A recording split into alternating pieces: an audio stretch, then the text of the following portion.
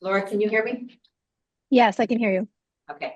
Good evening, everyone. Today is Wednesday, November 19th, 2025. This is a meeting of the Gloucester School Committee. We are meeting at Gloucester High School Library. The public is welcome to attend meetings in person or alternatively through the Zoom link provided on the agenda. The meeting notice will reflect if the meeting is via Zoom only. As amendments to the open meeting law allow, the school committee may continue to hold meetings remotely. Please note the in-person meeting will not be suspended or terminated if technological problems interrupt the remote connection. I will state that the mission of Gloucester Public Schools is for all students to be successfully engaged lifelong learners. And we will start with introductions. And why don't we start online so I don't forget? Right. Well, I have roll call on the first one. I'm following. Laura, you want to start with you? Sure. I'm Laura Wiesen, school committee member. Stephanie DeLisi, recording secretary. Jessica Harvey, treasurer of the executive board. Keegan Jewell, vice president of the executive board. Kathy Clancy, school committee. Melissa Price, school committee. Jeremy McKean, school committee. Ben Lomas, superintendent. Amy Pascarello, assistant superintendent. Dr. Michael Jarvis, director of special education. Gary Frisch, CFO. Okay, please stand and join me for the salute. Allegiance to the flag of the United States of America and to the republic which stands one nation under God, indivisible, with liberty and justice for all.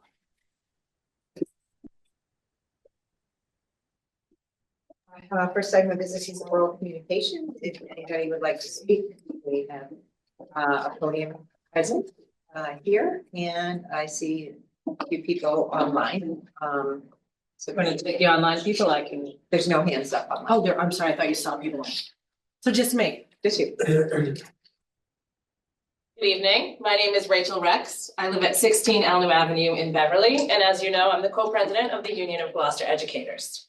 I'm speaking tonight in response to a recent public comment that mischaracterized both our union leadership and our educators. The comment suggested that union leadership continues to use divisive tactics and implied that educators disagree with their own leadership. That narrative is not only inaccurate, it is harmful. It undermines trust.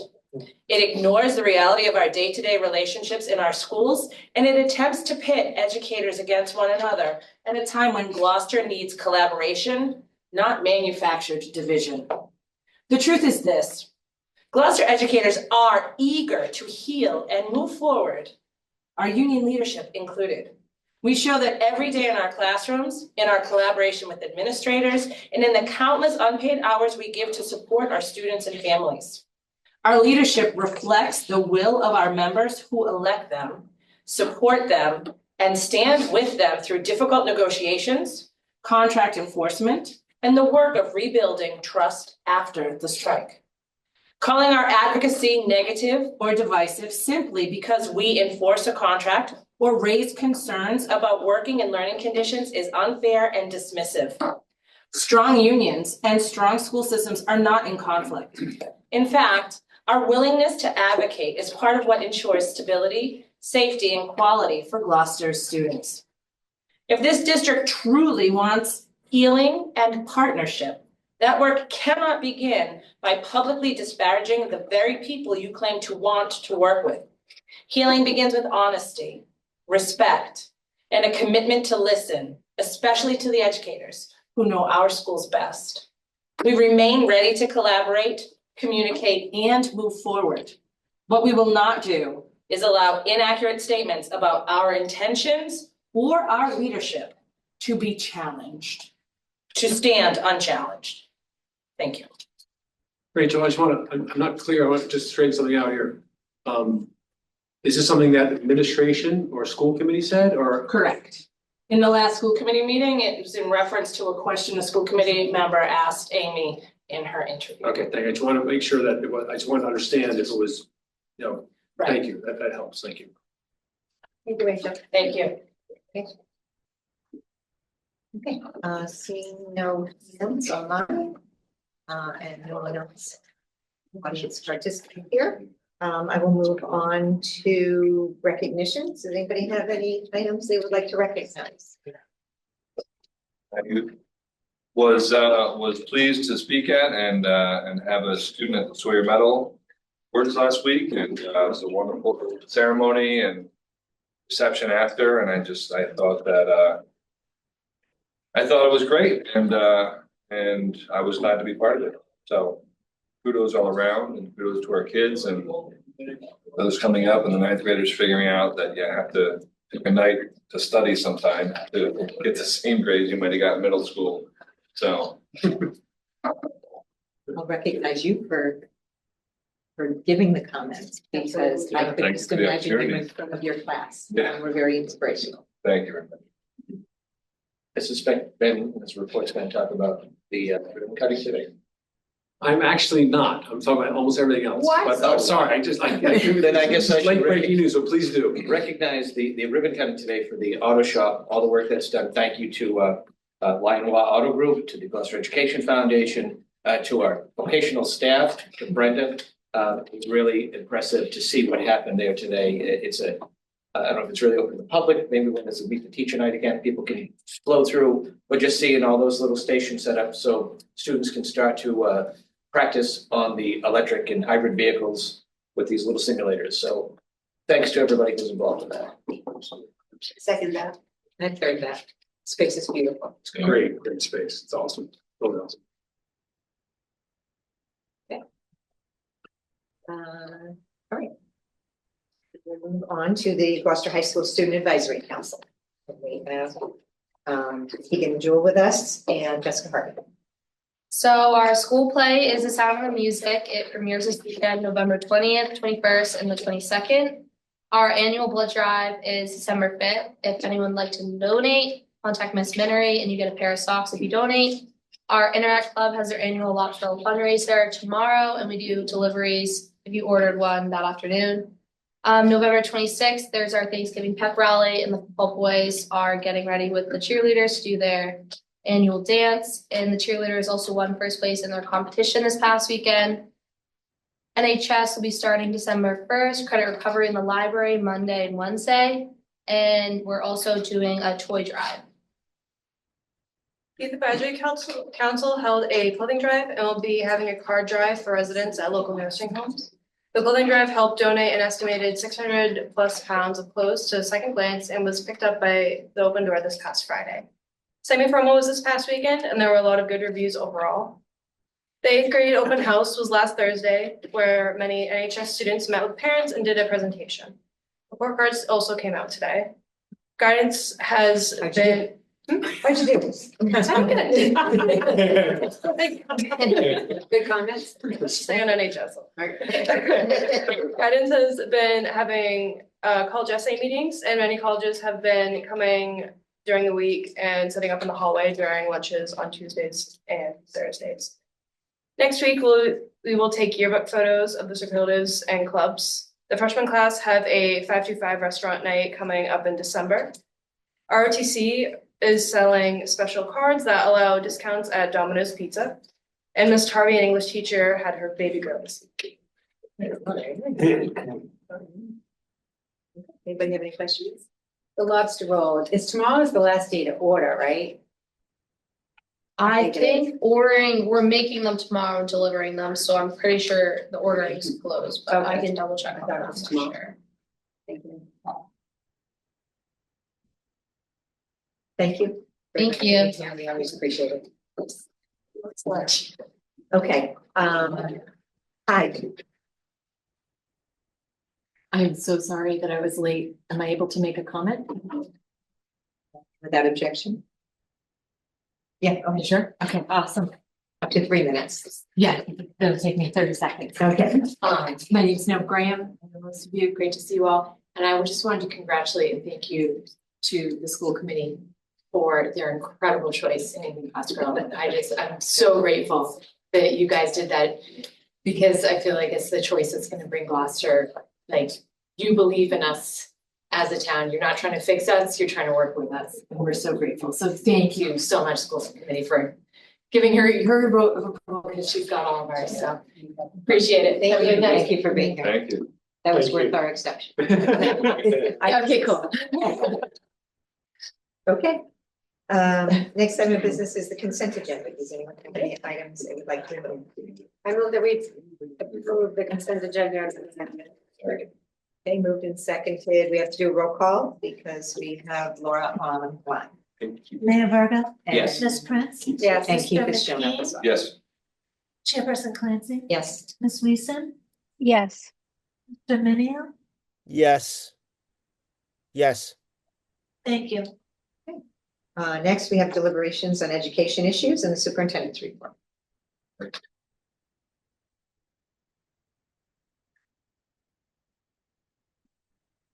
Good evening, everybody. So let me just pull this up. So we're going to give you a report, my update from what the happenings around all of our schools in the district. And then we'll have the elementary principals and also Dr. Preller, principal of the high school, to give us an update or report on MCAS results from last spring. So we just pull up my report. And as we say in the Gloucester Public Schools, every day matters, everybody belongs, and every student learns. So, as I just said, my report, then MCAS reports as well. So we'll start off just to remind folks about SNAP benefits. So SNAP benefits are rolling in from the federal government, but they are delayed, and they're also not fully coming yet. So just a reminder to families both who are in need of food support, but also who want to help out other Gloucester families. The Open Door, the mayor's office and schools have been supporting the Open Door and also getting the word out. But whether that's for quick trips to the Open Door, or if you're a new client, we're having mobile markets at our schools, which the principals have been really instrumental in putting together with Open Door, and also a couple other versions of distributing food at the schools as well. And then also in-person dining is available at Open Door. If families want to either sign up for holiday baskets or donate to the Open Door, so other families can get holiday baskets, there's some information there on the slide. You can always contact the Open Door for any of this at foodpantry.org. So just want to make sure families are getting supported and are able to support others. Still, we had a Veterans Day ceremony. We had the city always hosts the Veterans Day ceremony at Gloucester High School in the auditorium here. And this year, retired Chief Petty Officer Mark Robinson, who also is our ROTC Naval and Science instructor, was both honored and also gave a keynote. Also, every year, our NJROTC students are there representing the school and really learning from the veterans about the day and how we honor our veterans and about them and their work. I want to read part of Chief Petty Officer's comments because they're apropos to Gloucester, to our country, and also to really the service of and honoring veterans. So, as he wrote, one of the most powerful things about the military is that it unites people from every background, race, religion, and region. When one puts on the uniform, differences fade away. You become part of something larger than yourself, a team bound by a common mission and a shared code of honor. The same spirit of unity is what our country needs most today. Veterans understand it better than anyone. Veterans know what it means to depend on your fellow soldier, sailor, airman, Marine, or Coast Guardsman. You know what it means to put a mission above yourself and to trust that the person next to you has your back. In a time when our nation can seem divided, veterans remind us of what's possible when we work together. We've already proven that unity is not just an idea, it's a practice, it's a way of life. I want to appreciate Chief Petty Robinson. This is, I guess his second year here at the high school. Seems like it's been longer than that because he's got so deeply involved rebuilding our TC program. Also this year involved in the exploratory program with our book tech. So just want to acknowledge and appreciate his good work, but him being recognized by the Veterans Services. You're very lucky to have him. Yes, we are. Before you move on, Yeah, of course. Since I spoke about it and several other speakers mentioned Jason Grove's exhibit at City Hall that opened just before Veterans Day. And I believe we've extended now through December 13th. But Jason has photographed many of the Vietnam era, Korean era, and even Cold War era veterans who have served, and beautiful black and white portraits are open during our business hours in the Kairos Auditorium. I urge you to come by and take a look. It's very touching and sad that there are 5 who have little black ribbons who have passed away since their photos were taken. So just a big thank you to Jason and to everybody else involved.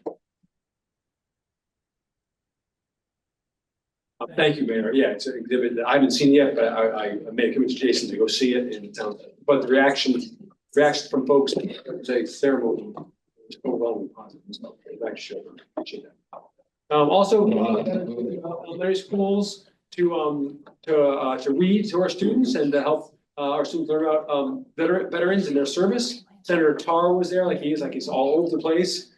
Especially in our schools, he's such a great supporter. You see on the left here, Senator Tar in the red tie, B. Ciparini, who's the director of Cape Ann Veteran Services, and some veterans as well, who were there at the evening, like we had also on the record there as well, another veteran speaking to reading to students, and then for other schools as well, from Cove, these veterans in West Parish, all speaking there. So really appreciate B. Ciparini organizing that.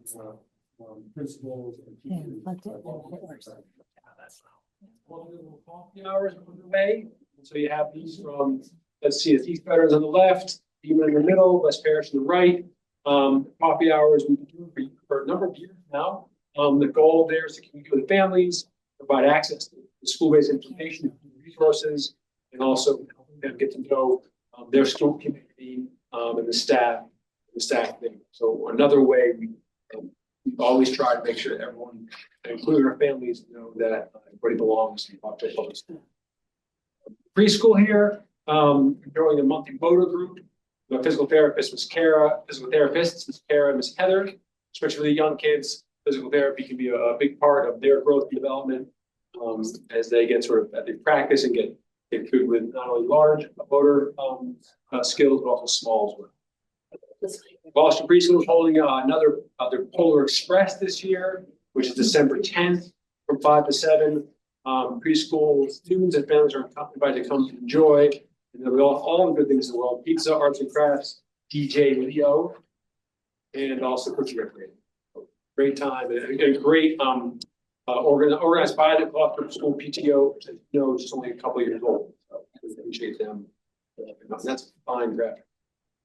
East Veterans here, the BMX enrichment experience with Manny Noguera, which is planned and organized by Ms. Houghton and Mr. Kessick. Appreciate their leadership on this. Students were on the edge of their seats and cheering like they like to do, cheering very loudly these veterans. And I'm sure the loudest cheers were coming from Principal Fusco. As always. At West Parish, book swap is back. So folks, families are bringing generally used children's books. During library time, books are all collected and organized. And then from November 17th to 21st, so they're like midway through the collection. And then there'll be a book swap the week of December 1st, organized just by the PTO or by your staff? Our library volunteers, Mrs. Ricky Munn and our library volunteers. Excellent. Thank you, Mr. Ricky Munn and the library volunteers for putting all that together. Nothing better than swapping books. I know middle school, so Girls Who Code, the Girls Who Code Club is on the right there. Folks working on, girls working on coding. I think they're working with Scratch there, one of the sort of classic programs in early coding. On the left are the 6th graders experimenting with mechanical waves. And you see those little like fluffy pom-poms in there, puff balls. That helps them learn amplitude, wavelength, energy, and power. And also learn, how waves are moving. Waves are visible in a sense because it's clear water, right? But the presence of those puff balls, and also sometimes they put in colored liquid, helps students understand the power of the waves, how they can impact the force of the wave, and also the amplitude of the wavelength too. So great hands-on stuff there in the Granite Lab at the Lilly Science Center. Here's a solar metal night. As we said earlier, Mr. McKean made remarks, which was very, very helpful. And then we have all the Sawyer Medal award winners here, as well as our book award winners and the superintendent certificate award as well.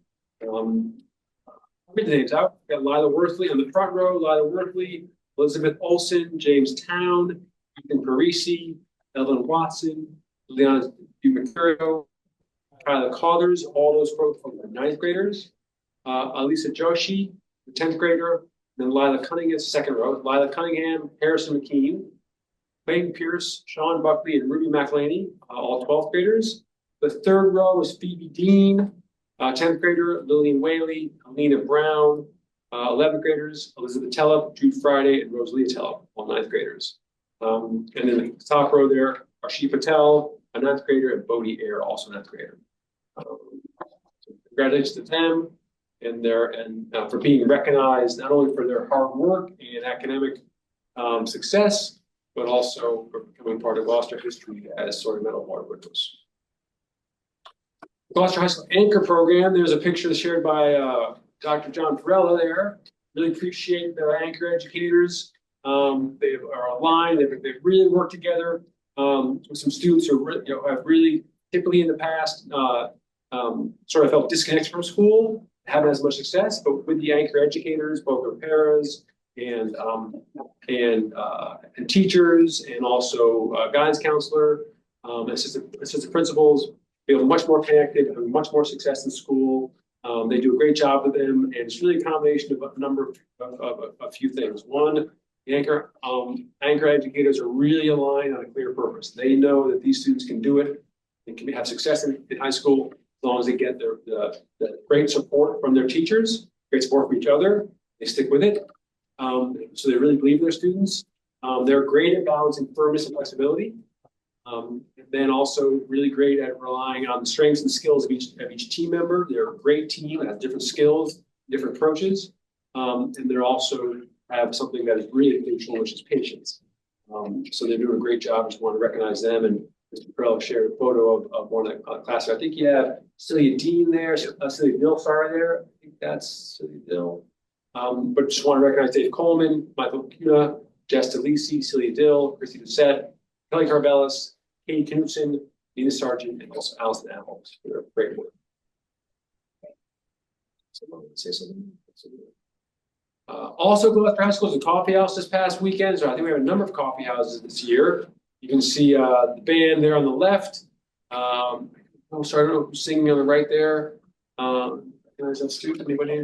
Aubrey Ham. Is that? I think it's Aubrey Ham. Aubrey Ham, right there singing, excellent. And then Cole Lundquist, our high school music director. Great turning on the coffee house, and some really great music always.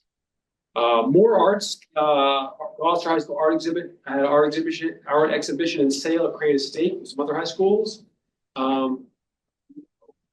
This is big enough. I can't read the names. Michael Quinn is on the left there. I can't read them either. I'll read all the names in a moment. I just can't attribute these particular. Michael Quinn. Yep. Ella Brown. Thank you. That's the middle. In the middle, and other ones. Sorry, zoom in. Isabel Lyon. A lion. All right. And then, so here are the names, and that's one from Shane Whitbelt there. The Whitbelt family and the photography will come up again in this presentation, so just pay attention to that. But here are the ones, Malia Balcombe, Ella Brown, Leonidas Cosentino, Sophia Crivello, Madison Ilgis, Harvey Langley, Logan Lichtenwald, Isabel Lyon, Nayeli Matul, Emma Longo, Eva Myers, Cole Mosley Wynn, Michael Quinn, Jared Rodriguez, Catherine Wall, Shane Whitbelt, and Ella Zarconi. All of them had a piece of work art or photographs at the Crane Estate at Castle Hill there. 2 weekends ago, I went over there, and it was just a great exhibit, first of all, an amazing setting, as folks may know, on a beautiful day. So just really appreciate our young artists being representing so well, but also taking part in the exhibition. Gloucester High School, the new wood storage shed is being, or more than a shed, wood storage building that is progressing. And you can see on the left, we have the vapor barrier up, and that's a photo from today. So that's the latest news, and kids are working every day on getting that ready and getting it all secure for the winter weather. Really exciting news that HS teen Samantha Meyer is going to be on Jeopardy. November 28th. It's pretty exciting. We don't know what the results are, but we're pretty sure she's not a gazillionaire now because she came back to But I mean, that's crazy, right? Wonderful. So November 28th, the day after Thanksgiving, tune in. Congratulations to the cheer team, cheer squad. It's doing great now. They've really taken up a whole notch this year. They took over first place at the Alton Pepper Invitational. We'll have an update next time about the fall sports. They're all finishing up now, just about. The Gloucester Education Foundation had a tremendous gala to celebrate their 20th anniversary last week. And not only that, but also launched their campaign to transform the Amelia Courtyard. Give you a little bit of update on that. First, some things about the gala. More than 220 people showed up and also showed out in great attire, including a bunch of folks that are in this room right now.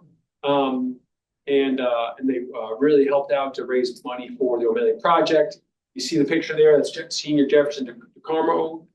Gave the keynote, and he said a lot of great things about his story and the importance of both GF and our school working together to support him to become just an incredibly vital member of the school community and the community at large. He's also a GF student advisor. He said a lot of things worth noting, but I'll just say one. He was really pushing the audience and the schools to become the best in the state. And one thing he said is, quote, if we are to be the best in the state, we have to first believe we can be.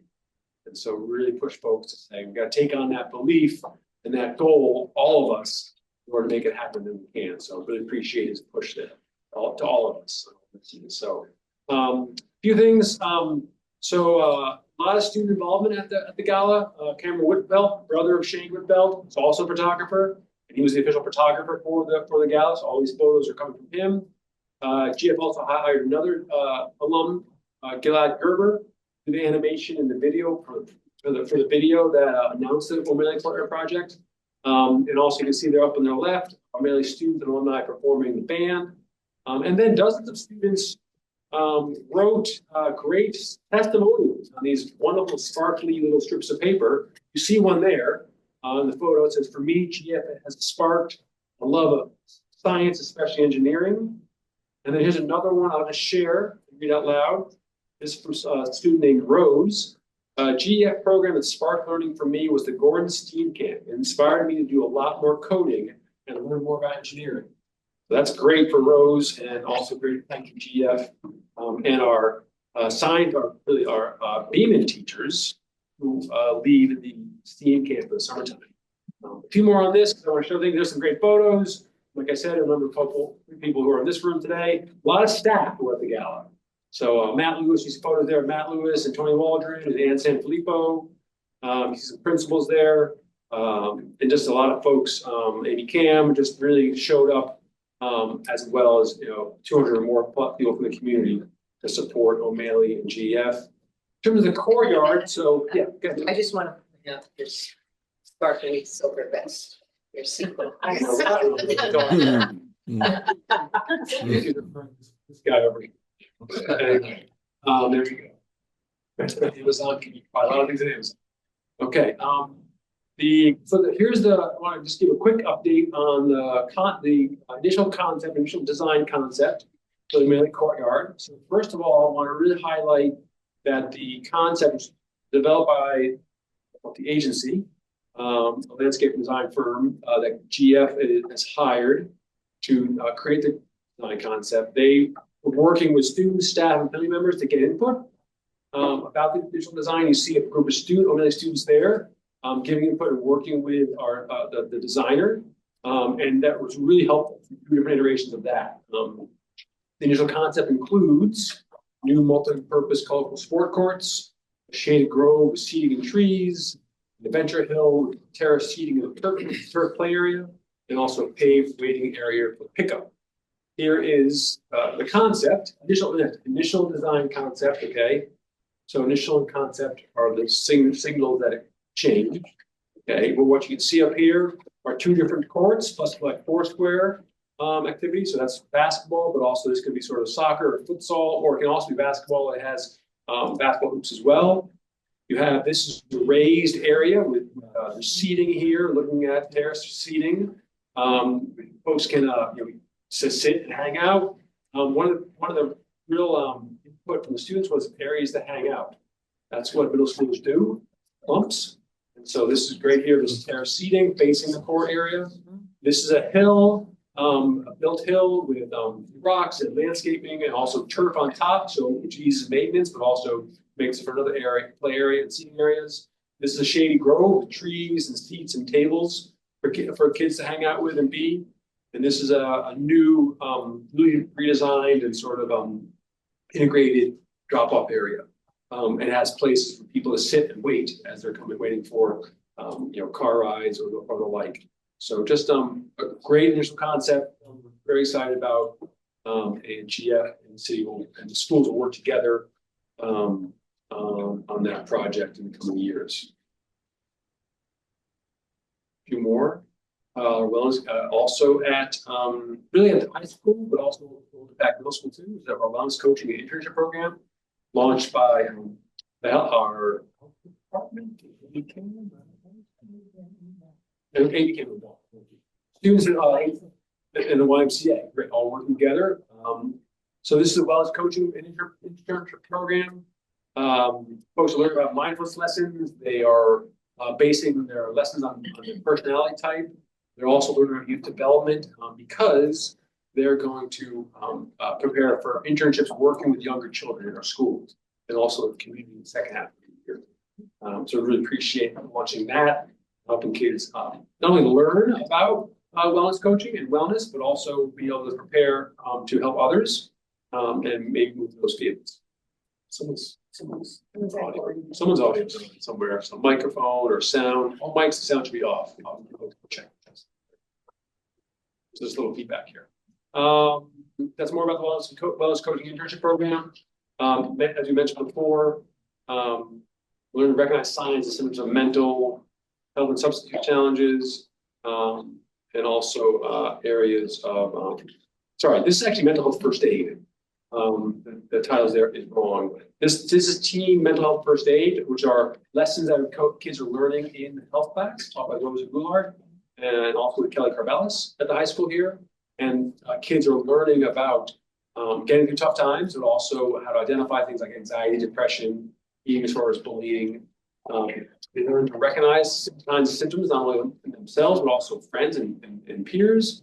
And then also learn about the impact of violence and bullying on mental health, but also learn to connect with a peer or a parent if they see a student who's having difficulty, a guardian, trusted adult, or and reach out either if they themselves are having trouble or if a friend is or a peer.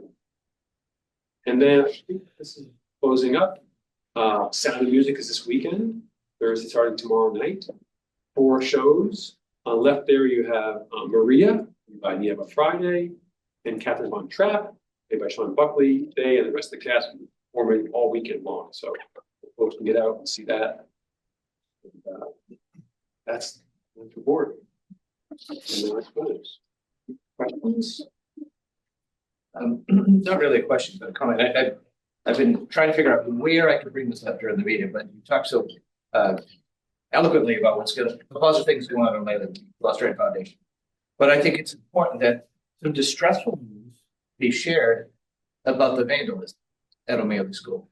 You know, I'm sorry to bring it up here, but it's an appeal to the parents and guardians out there. We've got thousands of dollars of damage to boys' rooms at the O'Malley. We've been dealing with it at the high school for the last couple of years, and it's very frustrating that our DPW and our plumber are taking away from other work to do something that should not be happening. So I'm just urging you parents to talk to your kids. Tell them to stop flushing their vapes down the toilet. Stop ripping tiles off the wall. Stop ripping dividers between the urinals. It's the photos that were distributed today by Hale for the DPW were just over the top, distressing. That's all I can say. I just think it's important that the public knows what's going on, and where there could be potential cuts in the coming months. It's really sad that we're replacing things that shouldn't need to be replaced. So just a message to parents and guardians out there. Ask your kids what's going on. And to kids out there, if you see something, say something. We're not going to make you snitch. We just have to stop this from happening. It's too much.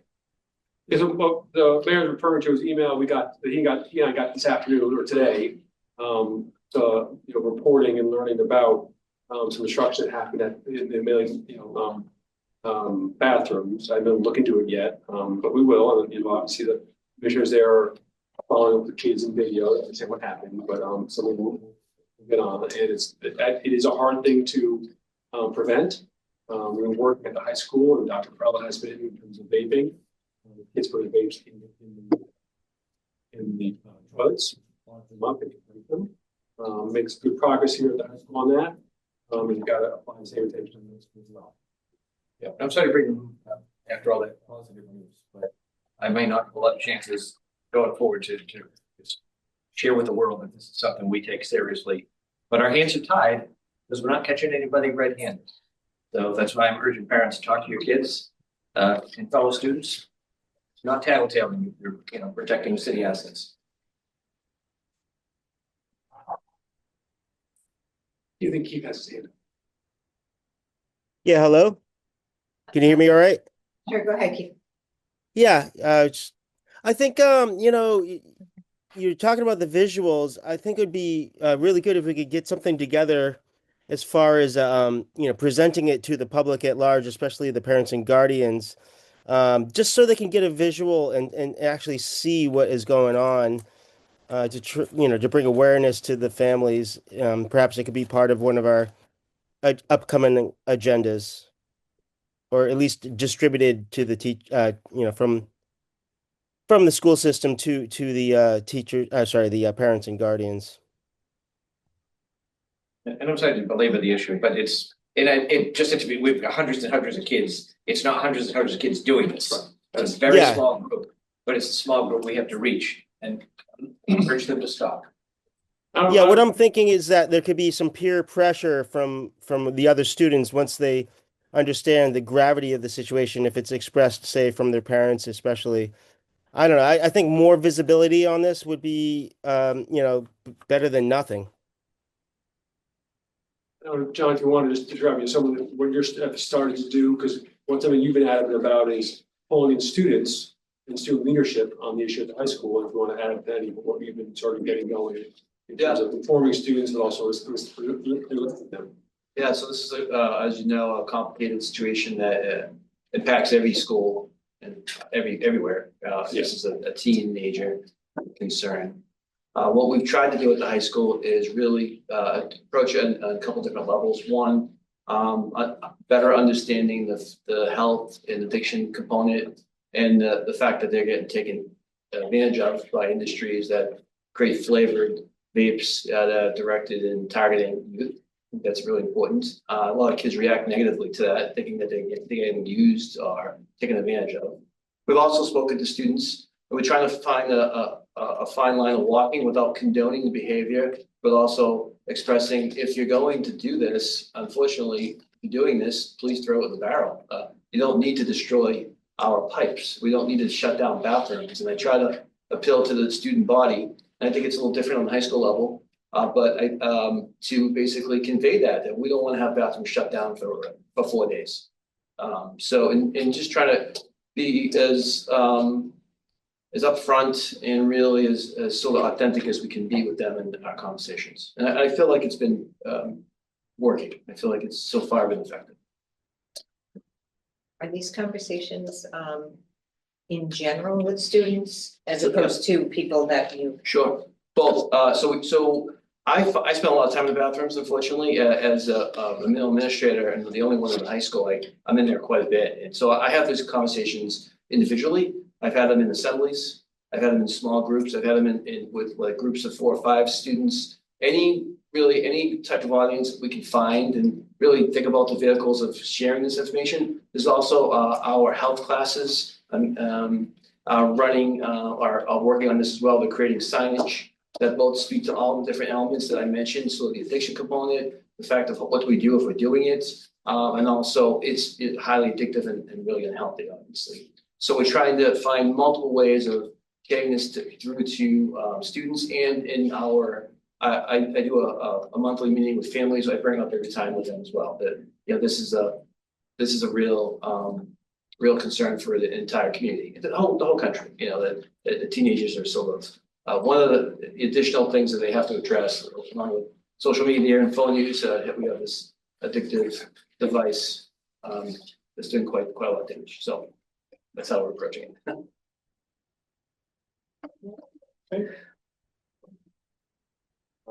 Now we're gonna hand it over to Pasquarello and our principals who are here, to give us updates on MCAS performance for the last year. They're also going to give an update from across their schools about, actions they're taking this year to focus on even more on student academic achievement and lead and support, staff members to, make some real improvements. All right, thank you. So we're gonna go over elementary and high school MCAS data from last year. O'Malley had shared their data at a previous meeting. So we're just gonna go through elementary and high school. And as we always start with a long-term goal of having 80% of our students meeting and exceeding, that is a long-term goal, that's the ideal. What is in bold there, and I really want to emphasize, is the high growth that we're looking for. We're looking for 60% or close to it. That's how we're going to improve and close gaps. So we're really looking at student growth percentile. As we go through, we always look at multiple measures, but tonight we are just looking at MCAS, but you do need to know that all of our teachers and our administrators were always looking at multiple measures of student achievement. STAR 360 being one of them, MCAS, access scores, and there's other district-wide measures that we use depending on grade level. A reminder about student growth. If you think of it as a scale from 1 to 99, a typical year's growth is right in the middle at 50. So typical or moderate growth is between 40 and 59. Anything below 40 is considered low growth. Anything over 60 and above is considered high growth. So we're looking to get at least in that moderate, but really up into that high growth so that we start to close gaps as we move forward. So we're going to start with elementary achievement and student growth percentiles. So the graphs look a little different because we now have open architects that are displaying our data a little differently. And I'm going to point out some things that we're noticing because of the way the data is displayed, and it's very helpful, I think. So the gray line here is the state, the green is us. We do dip below the state here. This is for grade 3 ELA, went ahead, for students that met or exceeded expectations on MCAS. So we are below the state, that's a concern. But I want you to look on the top right quadrant here. The gray again is the state and the green is us. We are close in our reading level and language is a little closer. Where we're really dropping down, particularly for 3rd grade, is in the writing and essay. So we're noticing that that's a trend that we want to kind of watch out as we go through the presentation, you'll see. 4th grade, we kind of going up and down. We are still below the state at the moment, and that is a concern, not as far below as our 3rd graders. But if you notice in this top right again, it's our writing. We're starting to catch up a little if you compare to the 3rd grade, but we still are more significantly below the state in writing and essay writing, 3rd grade. 4th grade, excuse me. There's no student growth percentile for 3rd grade. That's why I didn't show it, because it's the first time they take the test. So student growth for 4th grade, we are at 49.7 here, just about equal with the state. That means our 4th graders are making about a year's growth in a year's time. Okay, this is skipping ahead, I'm sorry. If we go to our 5th grade for meeting exceeding, you notice we're getting closer to the state. That green line is getting closer to that, the gray line. And we are catching up on our essay and writing here. We're not there yet, but we're improving. So this tells us a few things. You wonder, is it our instruction? Is it our curriculum? Does Wit and Wisdom teach writing in smaller chunks and so that it's building and it catches up by 5th grade? We're looking into all of that. because we're noticing that the data tells us many things, and what we look for are things we can do to control it, right? So what you will see, as we go forward is we have a strong emphasis on writing this year in professional development. And I'll talk more about that in a minute. So we've noticed a trend and we're looking to correct it. So that's what we should be doing, as we go through. Our student growth for ELA is at 47.8. Again, that is moderate growth. It's right about a year's. It's a little under. We need to see it higher. We want it over 50. We really would like it to be 60.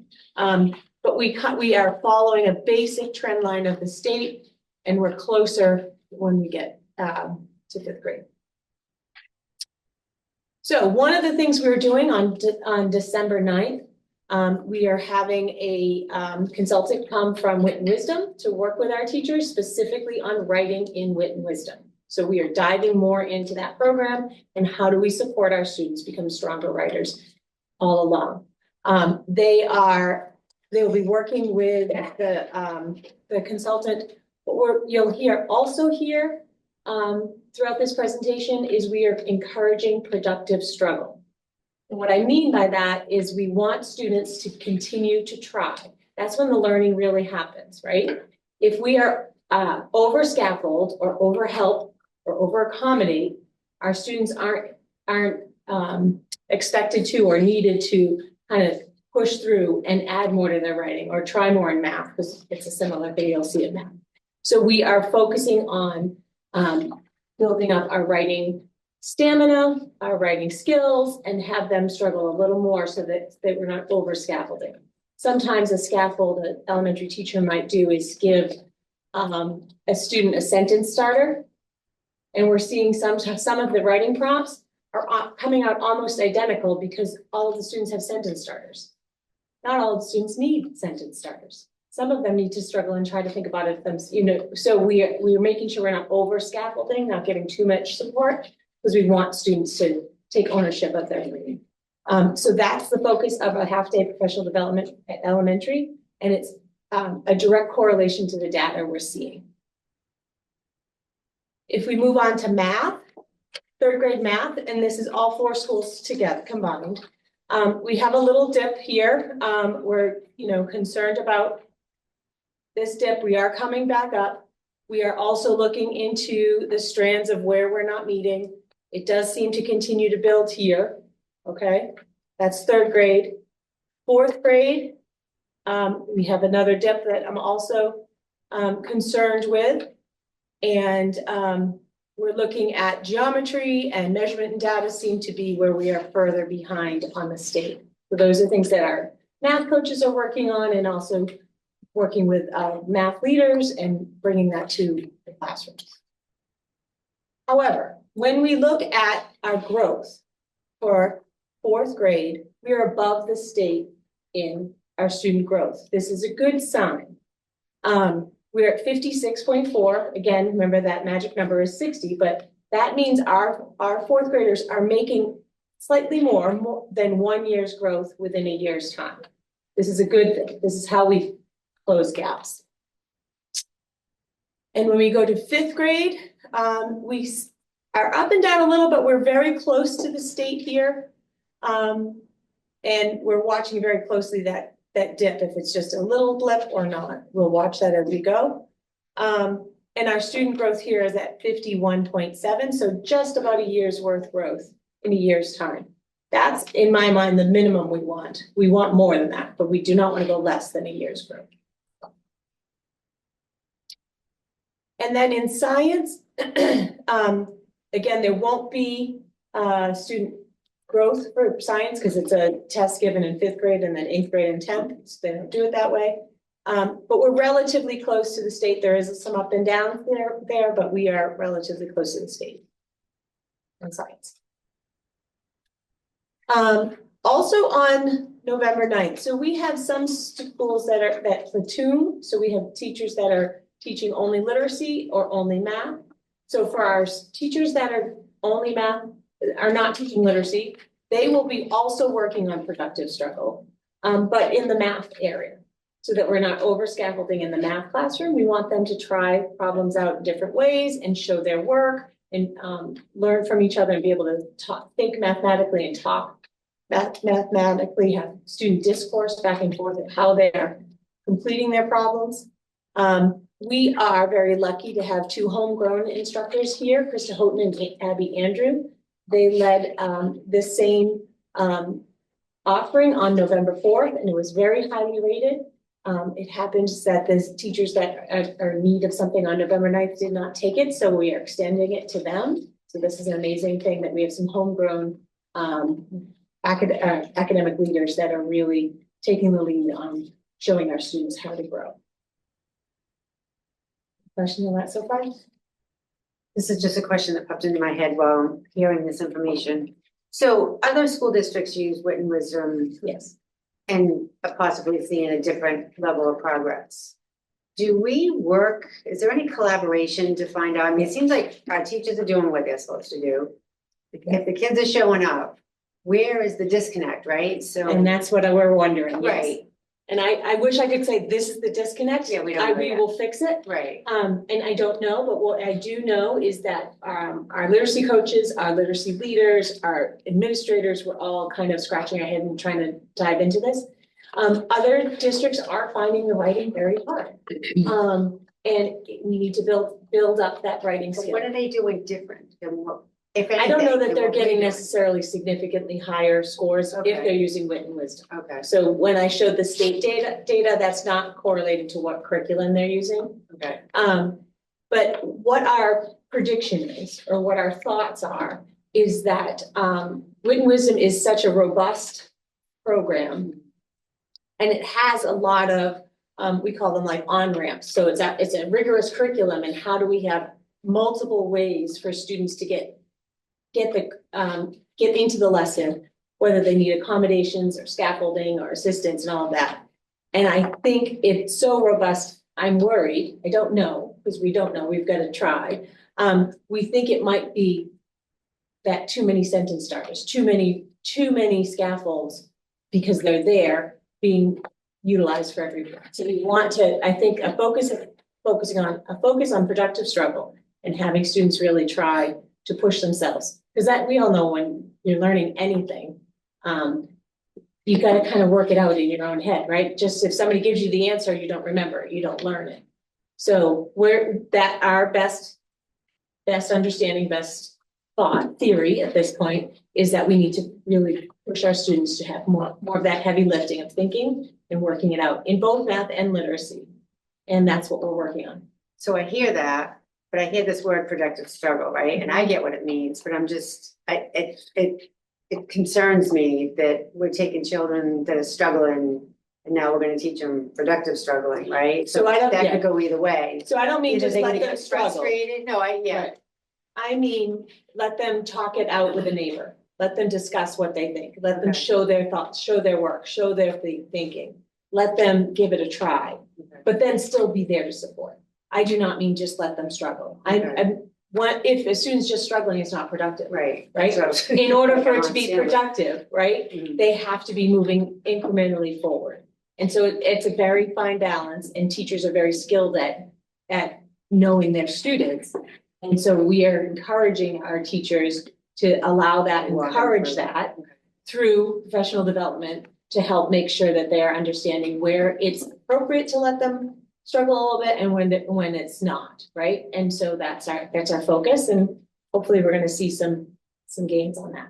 I just question whether there's enough resources in class to do that. Like, so if a teacher is spending more time with that one student doing this productive struggle, it's taking time away, you know, like, Yeah. is there enough support for it to be successful? Yeah. I like the theory of it, it's just, I'm Yeah. trying to. And we're addressing Figure that out in how it's other gonna ways work. through instructional practices and inclusive practices. But that's a whole nother presentation that I'd be happy to give. But for MCAS, this is where we're going. Thank you. Yeah, thank you. I have a question. Do we ever ask kids to journal about something interesting as homework? I mean. Some my teachers son- do. My son struggled with writing, and between the summer, someone worked with him on just write about something interesting today. And it wasn't long and it wasn't, but it was interesting to him. And I could see over time that he got to be a much more confident writer at, a very, age appropriate. He was catching up. Right, and it builds that fluency, right? Yeah, and I just think, I know, the habits of reading, the habits of writing, the things that are interesting to you, right? Reading what's right for you and what's interesting for you makes you kind of just enjoy it more. And hopefully that then translates. So that's just. Kathy, I saw principals nodding your heads. Anyone want to add to that? Just about, there's a direct question where kids ask, to journal either as in class or homework or stuff. Yeah, we do ask students on different occasions to journal. A common thing that many of us will give out, especially for students that take vacations during the school year that maybe aren't a school vacation, is to journal about your trip and then be able to share that, which is a nice skill as well, is to be able to share out what you did and use your journal as those notes to be able to do that. So that's a pretty common thing that we ask folks to do at BMIN if they're taking a vacation when they would otherwise be in school. Yeah, and I would just say, it's not necessarily systematized in every classroom.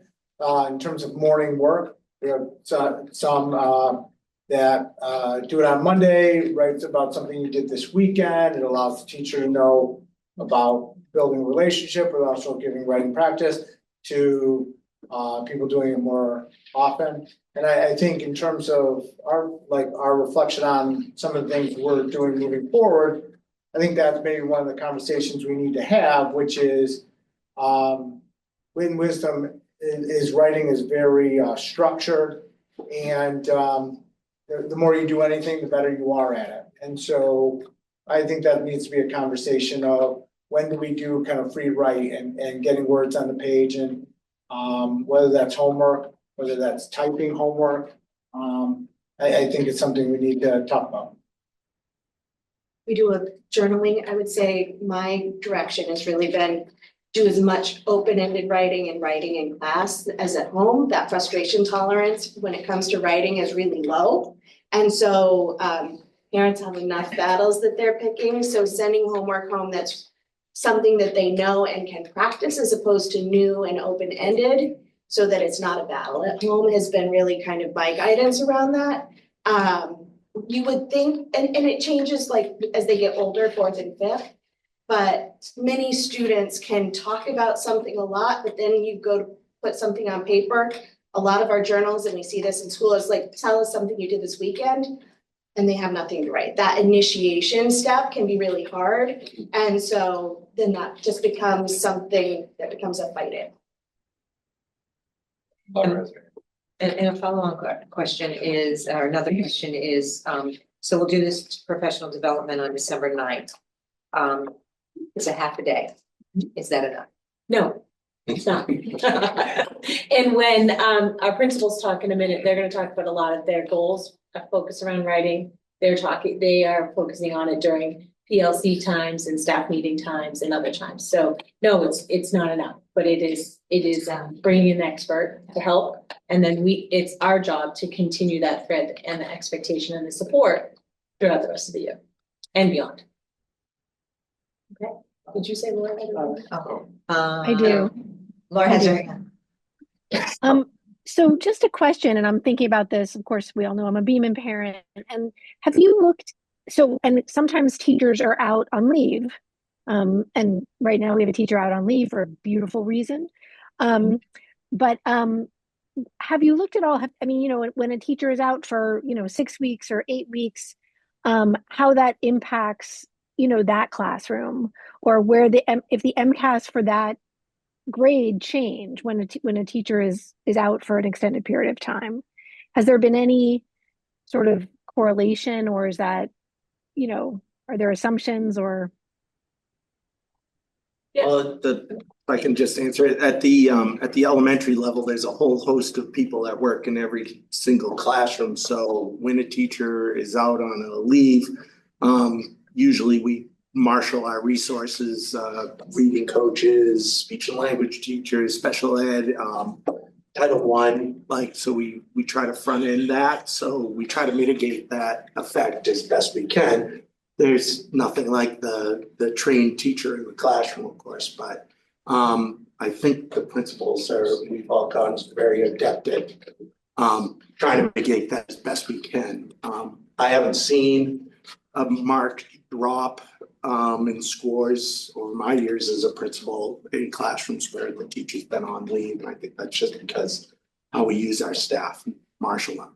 Right, and I think our administrators know that that's a worry, that's a fear, and they do everything they can to marshal their staff that's there and make sure that the students have what they need. We haven't done a full study saying, you know, counting each classroom that has had a absence, but we work very hard to make sure that we know that's a risk, and we make sure that we support those classrooms best we can. And the principals are very skilled at kind of moving schedules around to make sure that our certified wonderful teachers and resources that we have in the building are there. Thank you. All right, so in line with all of this, of the data, we have a district-wide focus. We're making curriculum adjustments and continue to implement and refine the implementation of our curriculum. We're doing that through our literacy leaders, through our common planning time, through our PLCs. So we're doing that across the district. We are focusing on inclusive practices and co-teaching where it is there. Inclusive practices are more widespread, but the co-teaching part of that is in some pockets, and you'll hear about that in a minute. We are continuing to use data to inform instruction. We are expanding learning walks across the schools. Professional development specifically for writing instruction, and supporting schools to identify and progress monitor specific students. So we're finding students that are on that cusp. So you're getting a very high level of the data. Our principals they dove right into the data. They know student by student. They know those students that just need a little extra something to get them over to the meets and exceeds. They've identified each of those students in their buildings. Their coaches are working with them, their classroom teachers are working with them, and they are working to really boost those students that we're gonna hopefully see some headway there. And now I'm gonna turn it. Is this at every level of performance? In other words, you know, if I'm in the lowest category, am I also on the get me to the next? So we always want, if you are in red, meaning, you know, strategic, we want to get you to yellow where it's like, or intensive to strategic. If you're into yellow, you want to get to green. Yes. But they have, with open architects, they're able to dive down and really identify the students on all of those little notches. And I'm going to turn it over to the principals who are going to speak specifically of what they're doing at their schools. And we'll start with Beeman. Mrs. Januni. Yeah. So at Beeman, we have typically taken the opportunity each year when MCAS comes out, not only to look at what happened the year previous, but to look for patterns across several years. We've been very lucky to retain most of our teachers. There hasn't been a lot of turnover. So for all intents and purposes, other than the group of kids coming through, it's apples to apples. Curriculum stayed the same, teachers have stayed the same, but we look for opportunities to find patterns that might suggest areas of improvement.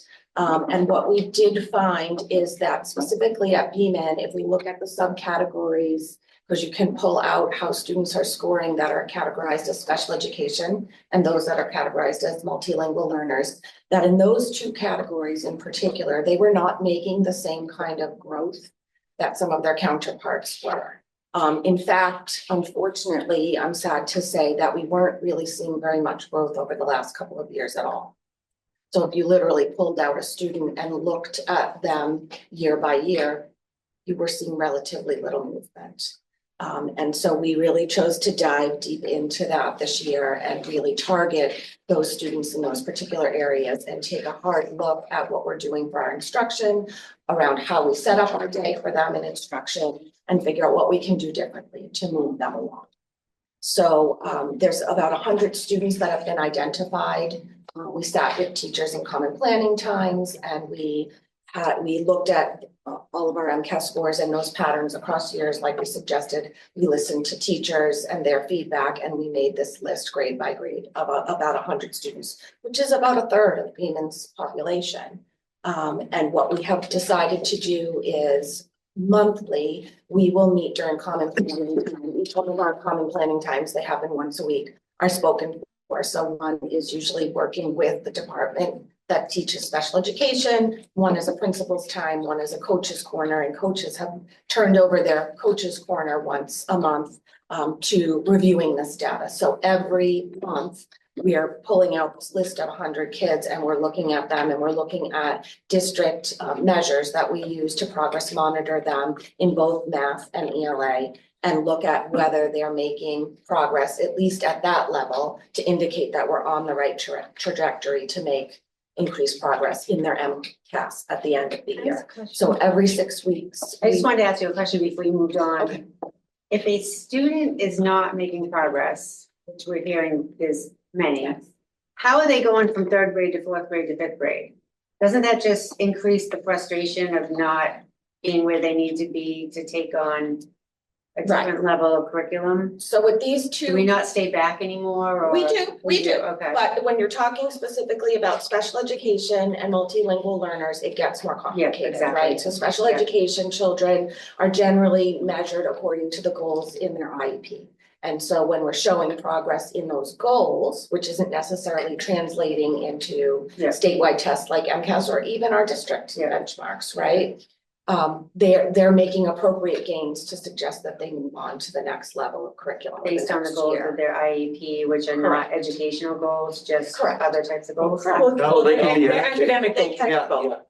They're academic goals? No, yeah. It could have a whole child, so it can be social regulation, emotional regulation. Okay. It could be academics, any kind of skills outlined in the IEP. Those goals. But if there's no growth, how are you meeting academic? As Kelly, I'm just trying to understand it, right? As Jody just said, that those goals, you may be making progress on your IEP goals, they don't necessarily correlate with MCAS.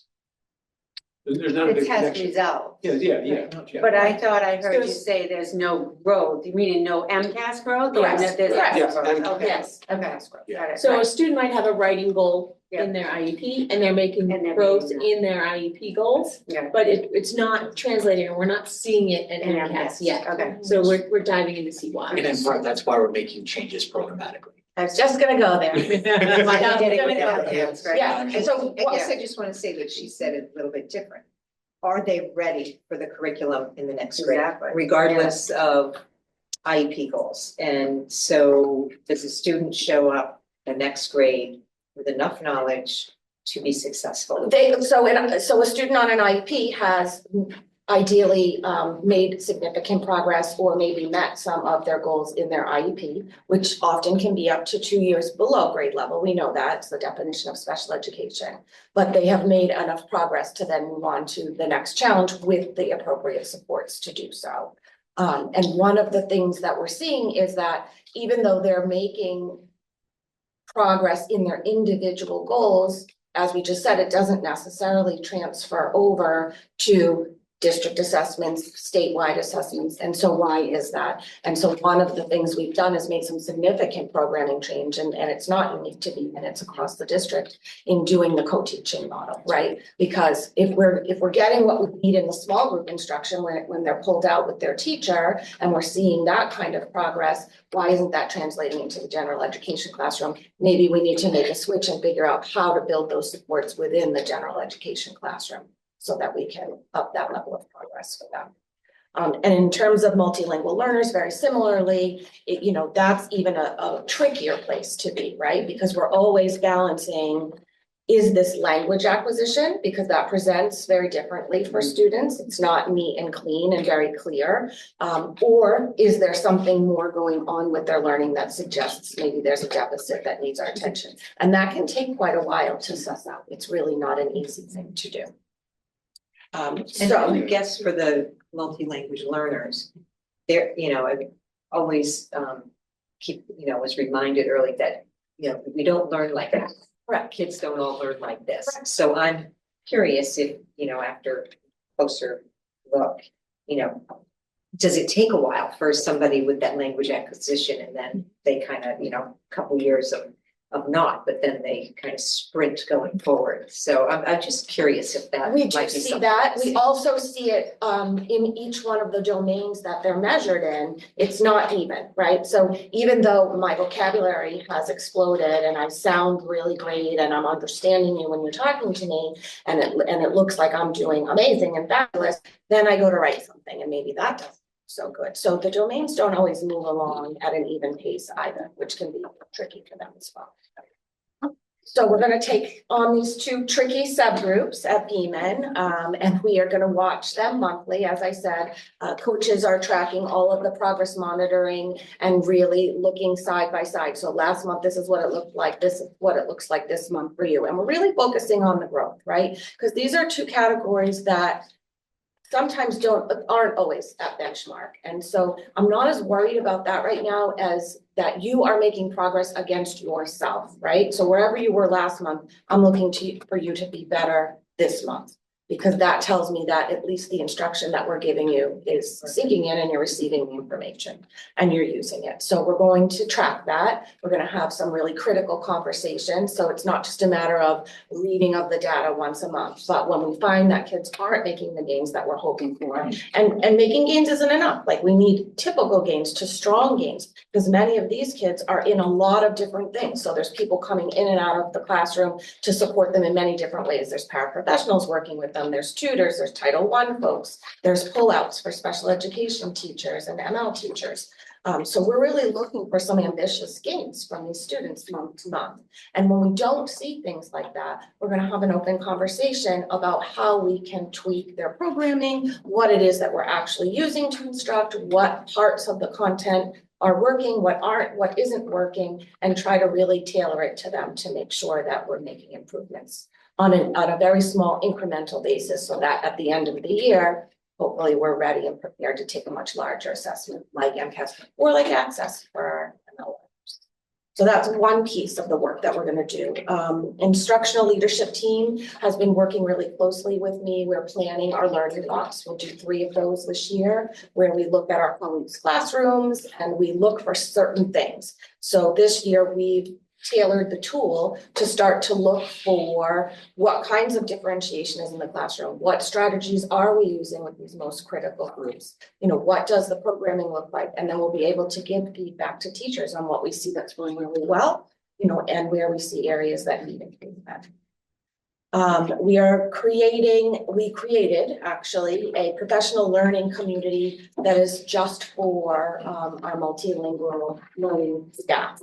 So typically at Beaman, professional learning communities allow groups of teachers to get together for many different reasons, but that's kind of their choice. So sometimes it's math teachers or ELA teachers that get together across grade levels to build consistency and pathways amongst the grade levels. But this year we've asked our ML teachers to really work as a cohesive group, to really critically look at how they're providing instruction, what they're using for their instruction, how they're trying to align it to current curriculum that we're using as a district in the general ed classroom, so that it's much more cohesive for the student when they're experiencing it. Because it's not helpful for a student to learn something in a silo in a pullout group, and then they're supposed to figure out how to apply that to the general curriculum. That's not going to happen. So we have to find ways to make those connections for them and make sure they're there. And we're also looking at ways to kind of evaluate our multilingual learners to make sure that we're moving them along and changing the curriculum appropriately. They only have the benefit of the Access test once a year. And by the time we get the Access results, much like the MCAS, we call it an autopsy, right? It's come and it's gone. So we need to know in the moment, like, so we've been doing this model of instruction and pullout, but the student's really ready for more time in the classroom and more classroom support. And we've got to find different measures that we want to look at so it's uniform for all of our students when we're making those decisions to change it up on them and push them and challenge them a little bit harder. We are also supporting teachers with identifying their struggling learners earlier in our child study program. Our child study program isn't just a segue to getting testing for special education. It can be if we are really worried that nothing that we're throwing at them is working, but it's also a way for teachers to get together and really collaborate and put many heads together when we have students that aren't progressing. It seems to be a puzzle. So people can get in there and give some suggestions and support. A lot of teachers, you know, it's elementary school, they're thinking development, they want to give the gift of time, but we feel that we're waiting too late for that even. So come the springtime, it's like, yep, 3/4 of the year have gone by. This child really still isn't grasping it. We've tried a couple of things, it doesn't seem to be working. So I've encouraged teachers to put children into that programming, the child study programming for consideration. So many colleagues have eyes on these students and start looking at that earlier. So I've set some earlier deadlines for them to be able to do that. Is that early enough? So we've already put children in now. Right, you know, and kindergarten teachers especially are probably my most resistant, right? They just got here, they need to acclimate, and they do, right? But let's face it, when 75% of the class after 2 months of instruction is doing one thing and 1 or 2 are doing something wildly different, and Title I teachers been coming in and intervention teachers been coming in, and that's still not changing, it's time to start having a conversation. And then finally, we are going to really dedicate our staff meetings to professional development for our teachers, specifically in SEI strategies. It's sheltered English emergent strategies. All teachers are required to get a certificate in this. Some of us, like me, got ours a million years ago when that first came down the pike, and they haven't really revisited those strategies, especially if they haven't had a lot of multilingual learners in their classroom, which is the predominant reason to use them. But we know that these strategies are just good teaching and they're good for all students. It is not unique to multilingual learners. All students need to build academic vocabulary. All students need scaffolds and supports and cues to be able to progress in their academics. So we're strengthening that through different types of PDs. And what we'll do in those learning walks is then look for evidence that teachers are then using those strategies that we've been presenting to them.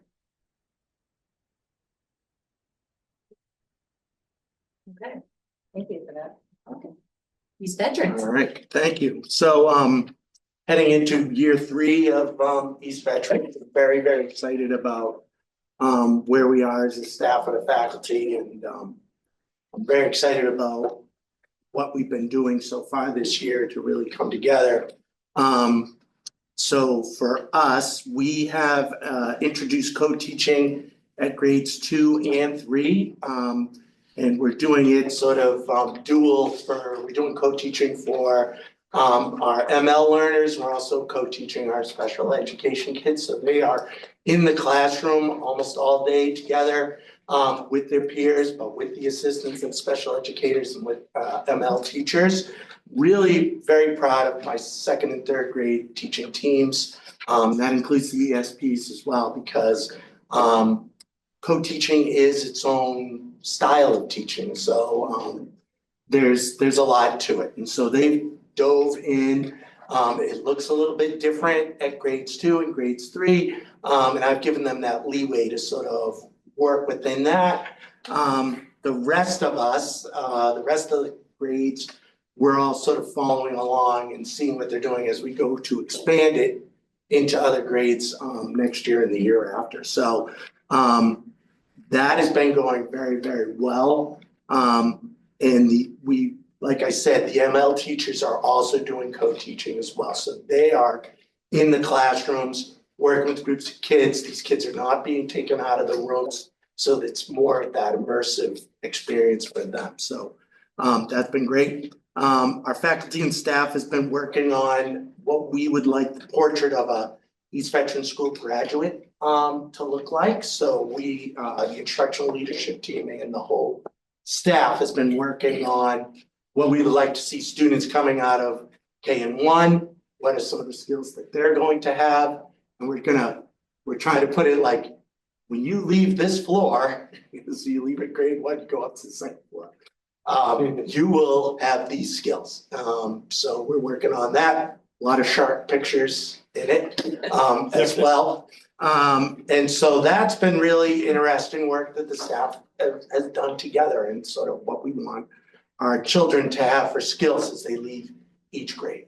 So we're continuing to work on that. Our instructional leadership team, we've been reviewing our MCAS writing samples.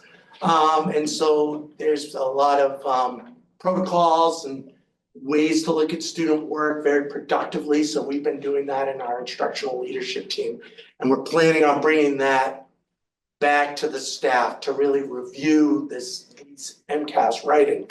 And there's a lot that kindergarten teachers and first grade and second grade teachers can glean from looking at the way the students are writing in grades 3, 4, and 5. So that's been very, very interesting work as well. So we've already had one meeting on looking at the writing, and we're planning on really just focusing on writing, because that seemed to be an area where we really struggled in for us. Every teacher, grade level teacher, has focus students. Runs about 5 or 6 kids for each classroom, and these are students that are really ones that we're sure we can move. Really excited about moving them, getting them to the next level, whether it's intensive to strategic to what's the green? Leading, yes, green's good.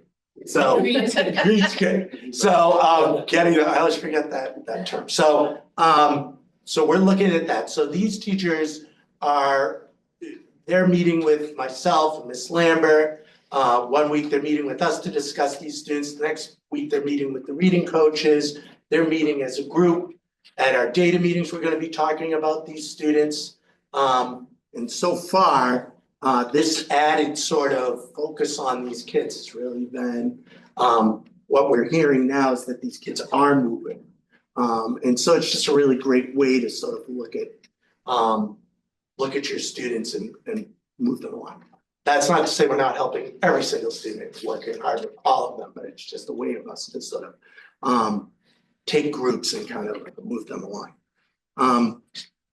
And then we're doing, like as Janoti explained, we're doing learning walks.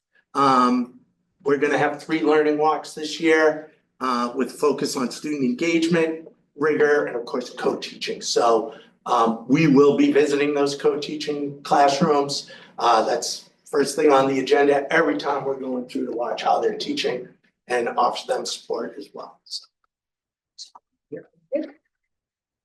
All right. Over to Plum Cove. So in terms of MCAS specifically, a lot of the things have been spoken about with learning walks and co-teaching that are kind of district initiatives. In terms of specific MCAS at Plum Cove, we've been given an opportunity to provide 100 hours of after-school tutoring, and we're going to specifically be targeting students that were about 10 points below the meeting expectations, either in math and ELA. There are students that we think we can move that were really within striking distance of that goal. And that is being arranged by our coaches. We have some staff who have signed up to be those after-school tutors, and we've identified the students and looking to start that right after the holidays. I think the best thing we do, and it's been spoken about in terms of different ways, but targeting our most students in highest need and foundational grades. And so we're devoting as many of our resources as possible in terms of our Title I paraprofessional, our paraprofessionals on kind of the grade level, and our math and literacy coaches of providing really intensive targeted reading and math support in K1 and 2. And so that's something we've always done, but that is something that I think we have a real focus on it, Plum Cove, of trying to use the assets we have in the day we have and targeting those kids. Their MCAS scores aren't there now because they're not in third, fourth, and fifth grade, but they will be next year and the year after that, and trying to really invest there. And then, and lastly, we've really identified, as Amy said at the beginning, what stands out is our writing scores. Our writing scores are significantly below our math and reading scores. And so that's going to be the emphasis in our PLCs and our staff meetings. We started that work yesterday, where teachers have the whole faculty examined samples. We can see this, the writing samples of our students from last year. So we identified 2 from 3rd grade, 2 from 4th grade, 2 from 5th grade. Had teachers score that using the MCAS rubric individually, then in small groups, try and calibrate their scoring. And then our reading coach, Kayla Clark, walked them through what the actual score was. And that was a learning process for all of us, right? So the state has moved to an AI grading model, and whether that's good or bad, it's a reality. And so the first meeting is really about that, looking at how we calibrate what is good writing, what did the state say, and then the work to be done throughout the year is to examine that. There is a value structure within the grading system, right? There's a rubric, but just like a human reader identifies certain values within the writing, so does AI.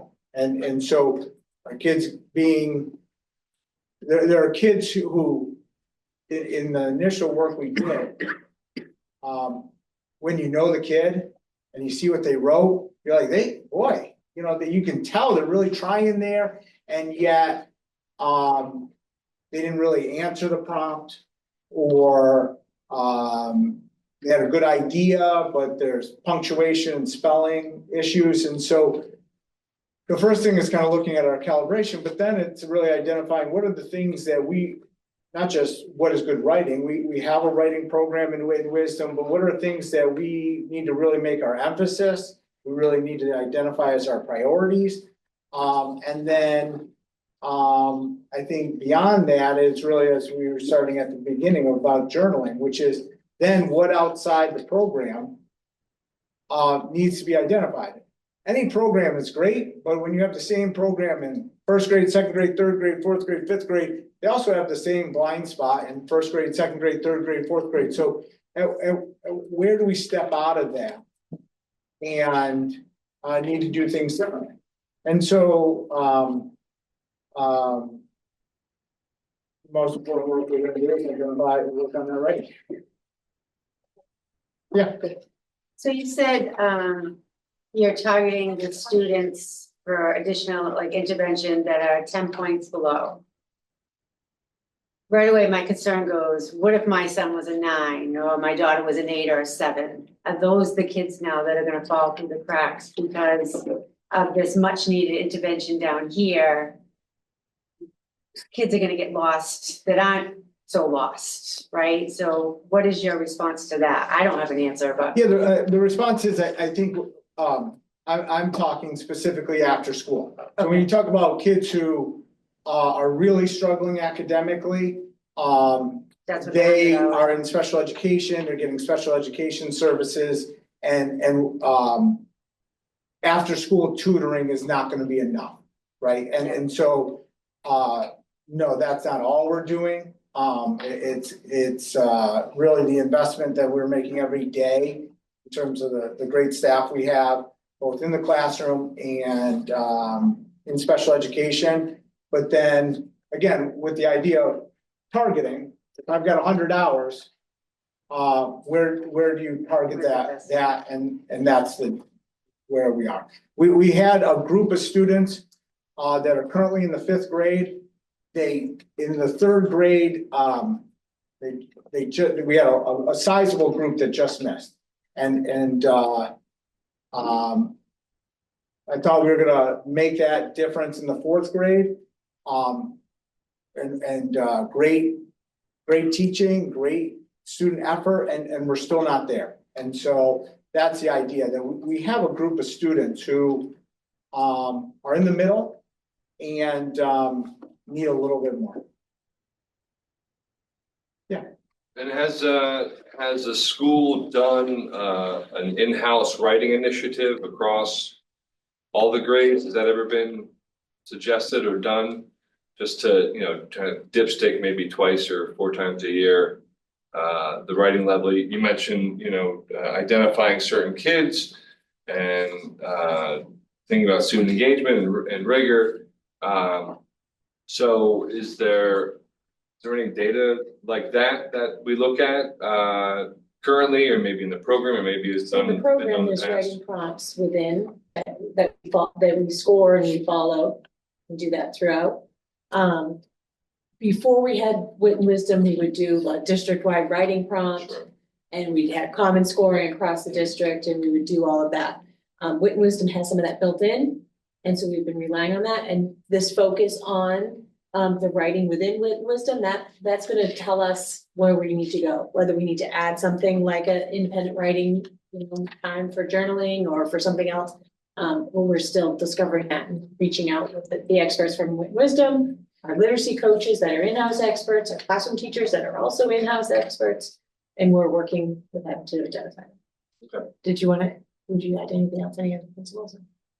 No, I would just say, yeah, that used to be more common practice. I think I haven't done it here in Gloucester, but elsewhere where that was a big effort. And I think as the program settles in, again, like what are other best practices that maybe we should return to, be part of the process. I will just say, for the time I've been on here, writing has always been a challenge for our district. I do, I remember it very clearly. We talk about a horrible 4th grade essay on the MCAS. So that said, we still want very strong writers, and I would rather have our internal assessments be the one that confirms to us we're making progress, not the end progress. It's not actionable, and it's I think just knowing what we're doing internally for our STAR assessments is going to be the more credible reflection on we're making good moves. Okay, and last for the elementary schools, West Parish. Great. So like you've heard from everyone, we have co-teaching at West Parish. We all have a little bit of a different bet on it. We are doing co-teaching in math in grades 3, 4, and 5. We had a special ed teacher, former 4th grade teacher, who's very passionate about kids doing math and liking math, and getting really good at it. And so between Kelly Barrett and Mandisha Mataro, our math coach, we have been utilizing books called Making Learning Visible in Mathematics. And so those practices have been brought into the co-teaching model where Ms. Hogan, 3rd grade, 2 4th grade teachers, Ms. Morris and Ms. Love, and then Ms. Playstead in 5th are co-teaching teachers. And so we've really been focusing on getting students to talk about math, getting students to self-assess and really know and prove their thinking in mathematics. So we do exit tickets a couple of times a week, but with that exit ticket is also a self-reflection, a rating, just a simple stoplight. Are you green, yellow, or red in this area? How are you feeling about it? And really making making them more metacognitive about their thinking in mathematics, that prove it, the I don't know doesn't cut it. And we're seeing like a really strong, by having 2 teachers who can partner like that for the entire hour math block. They are making significant moves for all of our students. And, really seeing that amount of talk in the classroom in math is really helping students become more knowledgeable about number and place value and estimation and all of the things that they need to layer on top of each other to become really proficient in math. So it's really fun to see that excitement. It's not been without its struggles. It's hard to do that work and keep that focus and intentionality in your planning day after day with another person. But they're making it work and they're working really hard. We all talked about writing. My literacy coach, Mrs. Ricky Munn, continues to remind us that wit and wisdom is hard. You can't write about what you don't know and you don't comprehend, and the vocabulary is the basis for that. So we're doing a lot of work around vocabulary. Again, not that we haven't, but vocabulary and writing together, helping them to be able to move forward. We're trying to partner like stamina building with that productive struggle to create the independence. I think the one thing we haven't really talked about is kids never work for 2+ hours without us intervening. And that's what the MCAS looks like. They are given something to work on, to type, to read, to write, to take notes. We can't say anything except for, keep going, you're doing a great job. And they don't ever experience that. So we're trying to build in both the stamina to sustain that independent level of work for that long and to persevere when they just don't know instead of giving up. Happy clicking is not very helpful. But that is what you can see on an electronic MCAS now. So that's some of the work we're doing. Our ILT last year and then this year last year's focus was on our learning walks. We did a data collection tool for when you're on the walk, and then we collaboratively take that data and we create one common response. So our window is 2 hours, but the real power is the teachers talking to each other about what they saw in those 60 minutes. And so we partnered that last year with an engagement-disengagement series in our staff meetings. And so we have had a couple more learning walks this year, and by early January, we will have almost every teacher in the school that will have been on a learning walk this year. And so I think that for us, it's really about helping our teachers learn and grow from each other across grades. So it's a really pain in the neck for me because we're trying to get at least 5 of the 6 grades in a 1-hour period of time for them to see everybody. But when they said we saw math in every single, in 5 out of 6 grades, it was all math, and how the math really layers on top of each other. It was a really powerful conversation. So that's the work the ILT is doing. And then just today we had ILTs, and our common planning times this week were around instructional effectiveness, instructional and intervention effectiveness. So we're always talking about our tier 1 instruction, what's really working right now, what do we need to intensify? And so that comes back to kind of the scaffolds and the stamina and perseverance. What do we need to do to help our students be successful in those areas? And so the ILT and then the grade level common planning times really kind of dovetail back and forth with each other quite regularly. We finished our draft of the school purpose today, so we'll present that to our staff in January. And then we started that at the September days. And West Parish has several sub-separate programs. And it's really been great this year, the professional development for our sub-separate RISE teachers. They've been working monthly with our BCBA, Sam Van Beaver, and then our AAC consultant, Mary Junta, really about our behavior plans to emergent literacy for students who are nonverbal. And so seeing them communicate, helping them get their needs met and communicate with the community around them, it's just been really great work for all of the staff. Awesome. So we'll take a deep breath and then move on to the high school. Thank you. Do you have any Thank questions you. for elementary before we move on? Do you have any questions for the elementary principals? Keep going. Yeah, I mean, I would just like to reiterate that listen, the results aren't what we want them to be.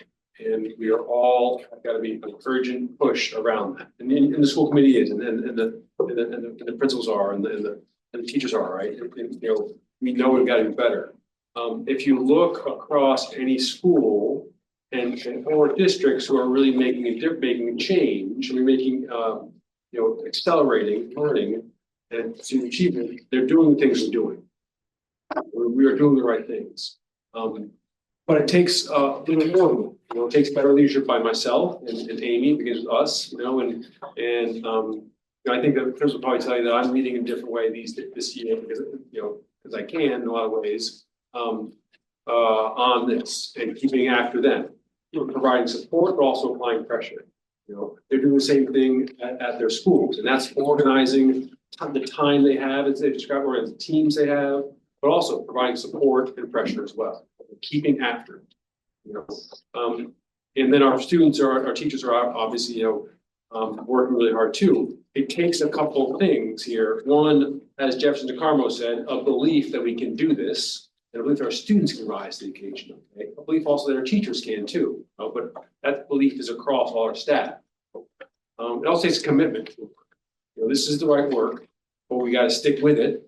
And that part of sticking with it is we are having people do new things. I'm operating in different ways this year. These guys are pushing in different ways than they have recently. But also our staff has got to change. That doesn't mean change willy-nilly. That means working with each other to figure out what to change, as they describe. Okay? But everyone's got to be willing to try something different. If we kept doing the things we've been doing, we'd be getting the same results. Everyone knows that. But that does require support, development, patience, push, you know, pressure. But folks, we've all got to be willing to do things differently. You know, the school committee, you're pushing harder on these days, and you got to ask tough questions. That's one of those, you know, you can do more. But all of us need to really know that, you know, improving. I mean, everything we do, you know, belonging matters in our schools. Okay, kids' mental health matters in our schools. They feel connected matters in schools, but it's got to be in service of learning. And I think we're again doing the right things, but we need to keep at it, and we need to keep that urgency up, and also that commitment. But it's a testament to our leaders here. This is elementary tonight. I'm going to say the same thing about John, but also Mike Titus. But the way you're supporting folks and pushing folks and helping folks, you know, learn from each other matters a lot. So we're starting budget. We're always doing budget planning and things. And will we have, you know, with the December 9th professional development and kind of thinking through all this writing things, is if things come up that we need, and I'm not talking staff, because what I'm seeing is tier 1 instruction is really where we need to reach all kids, and we are providing supports for tier 2, and we're making significant changes in the way we address that.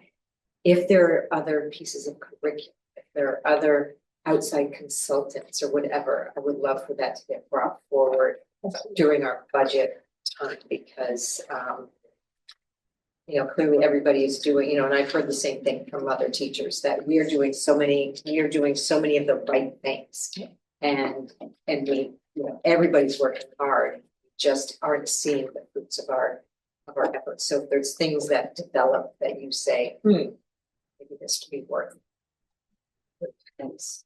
We will, yes, but we do need to keep this focus up that we have, and really, you know, articulate tonight better than we have in the past. But also that's because we're doing some things differently on this. But really got to keep that up, honestly. But yes, the quick answer to your question is always thinking about that. You know, our budget has to support these priorities, and so we'll be building a budget that does. Thank you all. Thank you, Jody and Matt. And Thank you all. And Lena, thank you very much. All right, moving on to the high school. Second. Sorry. Yeah, I think I think your you're mute. mic and speaker. Okay, Oh, like you've done this a million times. Right.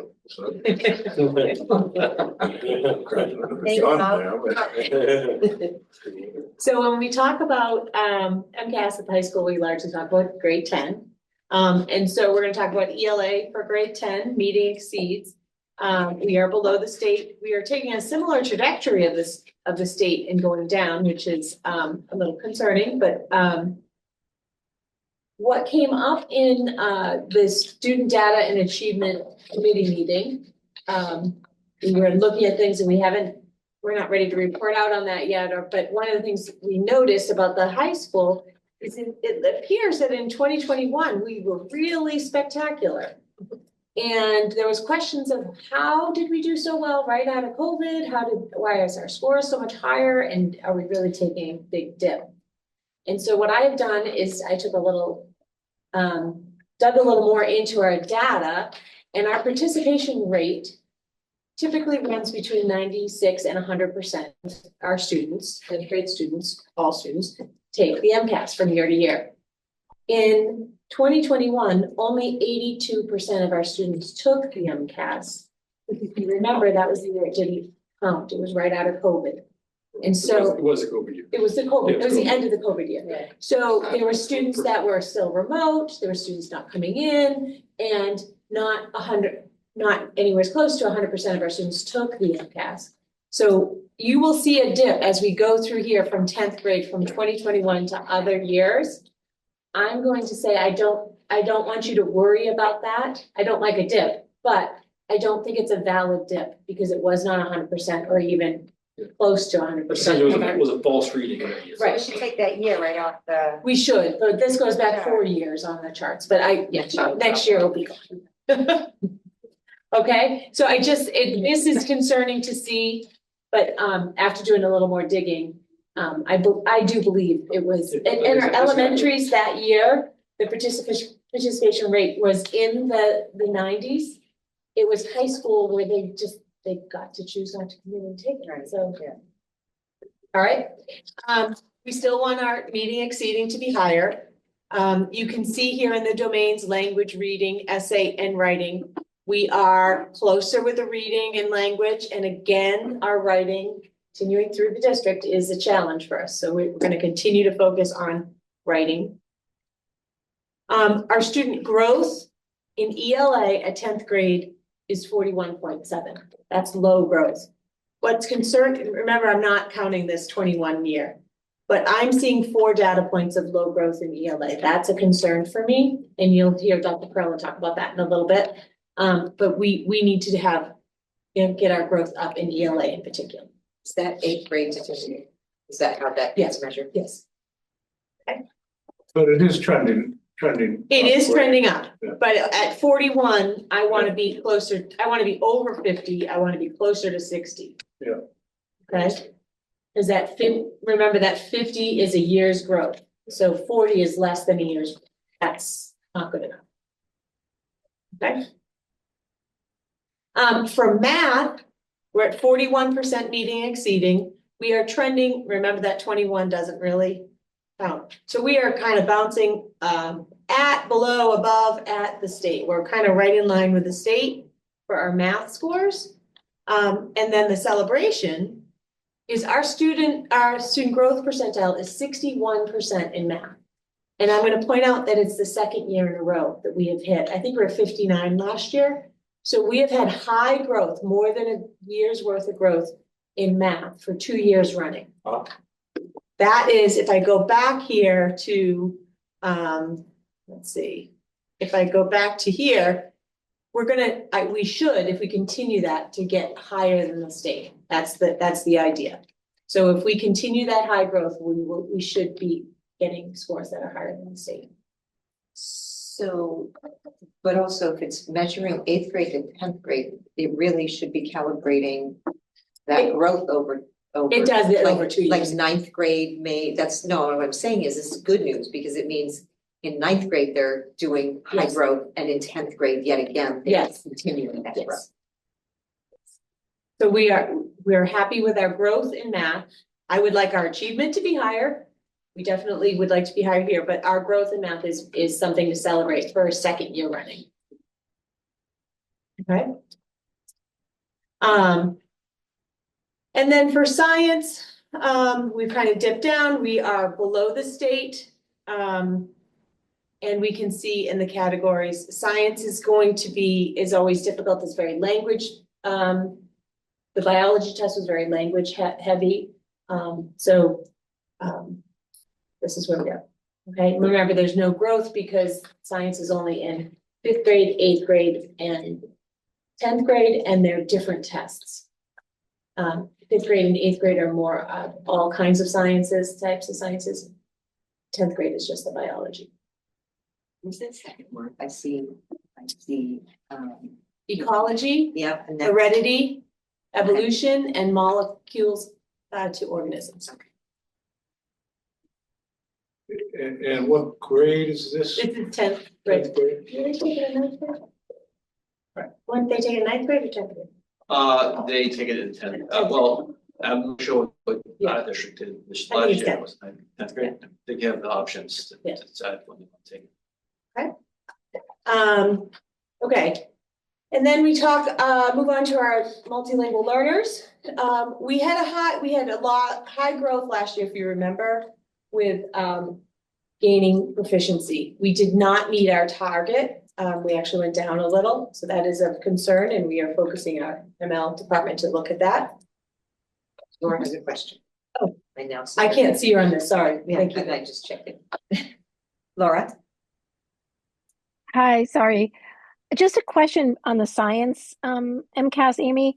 I always, and I understand that they're not necessarily testing what our students are learning, but there's always sort of a discrepancy for me between sort of the robustness of our science programs and our science scores, right? So our science MCAS don't reflect, a robust science program. And I just, I just wonder what you would say to that, because we do have so much going on at the high school. We have so many different offerings. We have so many different options. We have so many AP classes. And yet, we're at 35% meeting or exceeding expectations. And I just don't know how that works. So this science test is a biology only science test. Okay. And it is very language heavy. So the reading does spill into this test, I believe. And we do have amazing science programs all the way through. But at the high school, we have a lot of hands-on inquiry-based science. We have a lot of opportunities for AP testings and those AP tests and those kind of things. But we're not This is meeting just it. biology. This is just biology, and it's all students taking it, and Yeah, do I you would wanna- add to that, the richness and the variety of science programming we offer sort of dilutes that a little bit, because there are some students who are excelling in engineering programs and biotech programs, for instance, or even some of the vocational programs that we have in place that it won't reflect on the biology exam. And they're required to take the biology exam, everyone? So for MCAS, yes, they were required to. However, when we talk about our competency determination later in this exact meeting, we're gonna circle back on how it expands what our students can use for a graduation requirement. But the test is still biology for MCAS. I'd also add that since this is primarily a 9th grade exam, it doesn't also reflect the growth that we see in students in 10th, 11th, 12th grades, where the love of science tends to really blossom. Right. Thank you. Thank you. Our advanced coursework, we also were very high on our advanced coursework in 2024. We did decline slightly, and you can see that as this is as far as a number of students who took advanced coursework. We did improve with students with disabilities. It was below our target, but that to have more students taking advanced coursework at the high school with IEPs that is a celebration. Other areas will continue to encourage opportunities for other students.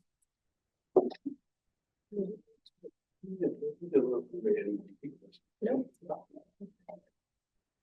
And our graduation rate, the years, it kind of goes back a few years because they look back 5 years of whether students have graduated.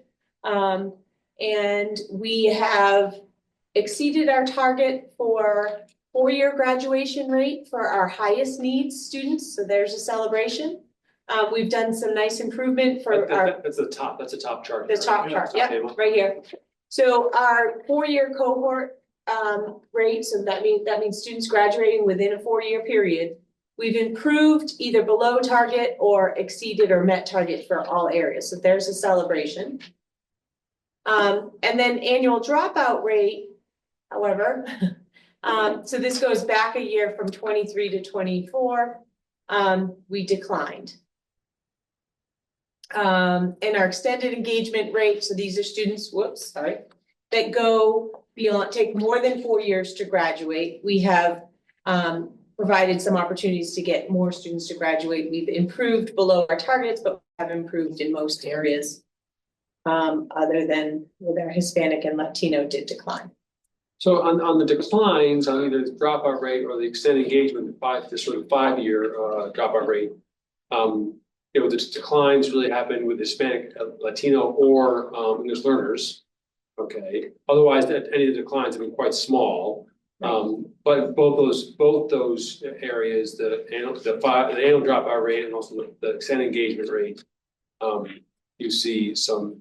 They're not large, not precipitous, but there are larger declines in it for Hispanic students and or English language learners. Do the decline, so the dropouts, do those include students that have moved out of the district that we just don't know where they are? Yeah, so as long as they're still in Massachusetts. So like for example, if someone leaves our school but enrolls in another Massachusetts school, then the state still tracks them, and so they're not considered dropouts. Okay. So these are students that we don't know where they went. Right. They didn't enroll anywhere. And they could have potentially enrolled in another state, right? But they didn't enroll anywhere else in Massachusetts. So it's not necessarily a dropout. Was what I'm trying to get at, right? Yeah. It's not like a student shows I'm not coming to school anymore. It could be a variety It's of other probably reasons. likely that it was a dropout, Yeah. but it could be moved to another state. Right. I mean, why is in the extended engagement rate 22 to 23? Why isn't the other two at 23 to 24? So for extended engagement rate, they're going back further amount of time. It's giving students longer to get their to graduate. I see.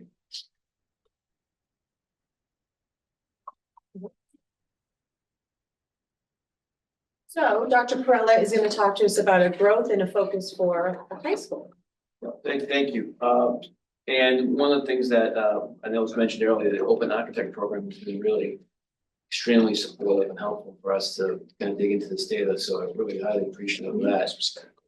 For me, as someone that's just come on to this district in the past few months, this has been a really a great opportunity to kind of dig into the data and to try to better understand it. And that's an ongoing process for me. So what we wanted to do is replicate the successes that the math program accomplished at GHS. And I would say that knowing the math department for the period of time I have, I would say that's a real reflection of the dedication of the teachers, of the curriculum, of the way the curriculum has been honed in and sort of sharpened over the past few years. My understanding it's been designed by teachers in the district and sort of built upon over the past 5-7 years. So it's been really successful, obviously. So we like to do that with the English department as well through our ELA growth percentile and raise it above that 41.7% up to 50% by the end of the school year. And many of the things that my colleagues have mentioned also happen at the high school, such as the learning walks and the utilization of an instructional leadership team to acknowledge this and then to take hold of it and then begin to unpack it and decide how to address these concerns. But basically, our program leader meetings are using this data from Open Architect, and we're sort of sharing it out with the different departments and the teachers themselves, and then really kind of zooming in on those targeted curricular needs and ways to sort of address that and to improve it. So it gets really complicated when we when we do deep dives into the data, because then we can articulate and really determine the specific things. And I know writing is a concern in the district, but at the high school, I think it even goes further than that. And we're in the process of continuing that now. And then in the ELA and history department have been, this is ongoing, by the way, this is not something that I created. This began under Mr. Cook, but they're engaging in a cross-curricular sort of support and design. And this is something that's sort of the something that schools have been trying to do since I was in education, is find ways to have English and history and mathematics and English, for instance, work together to sort of fill the gaps that the the department by itself is unable to address. And we think that will also support literacy and the ability for our students to demonstrate that growth. And then co-teaching as a district initiative is also being seen and really implemented at the high school level to again target literacy, target and see we're collecting more data as we go, but also giving it the extra support that it deserves. So that's how we're going to approach this for the school year. You haven't answered any questions in You got one? I want to understand the messaging around assessments like MCAS from teachers to students. Unfortunately, I hear there's a lot of teachers saying it doesn't count anymore. It's no big deal. And I just, from a school culture, I would like them, that discourages me. But second, consistent messaging that, always doing your best work should really be the expectation. And that this exam is important. It has a place. It's not every place, right? It's not, it's not the only thing that matters, but it is one of those things that matter. Kids can get scholarships if they do really well in MCAS, right? That's kind of a nice incentive. There's a sense of pride if we do well on MCAS, as opposed to if you don't do well, it gets, it's a negative. So you at least want it to be neutral. So I guess I'm just kind of saying a lot, but I'm just hoping that the messaging is also that taking this exam and doing as well as you can on this exam is equally important to everything else that. I think last year as a state, we said MCAS wasn't important. By voting it to not be a graduation requirement, that kind of sent a message that it's not important, right? But I don't think everybody fully understood at the time was it is still used to rate schools. And the next part of the presentation is going to talk about our accountability rating. And MCAS still, it matters as far as comparing school systems, comparing schools to each other. It's still very important to how Gloucester represents itself as a state. To say you have a degree, for a high school degree from Gloucester, and if the accountability rating is not great, that doesn't look as good.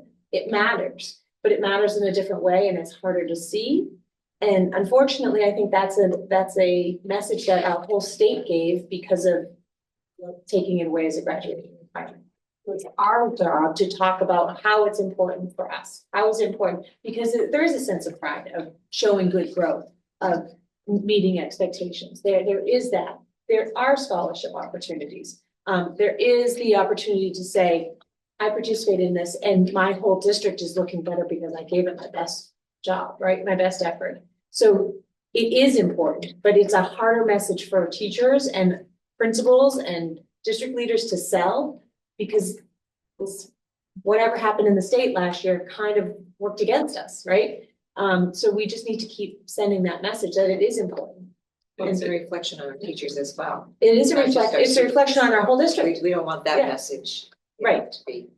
Right. So I'd like to add to, sorry, I'd like to add to, it's also really indicative of the pendulum swing of MCAS being all that's important and really driving too much of education and driving too much of what we do to this shift back over to at least the common, I think, viewpoint is it's not important at all. So I think we're gonna settle back in the middle, but it's not surprising to see that reaction so soon after that vote.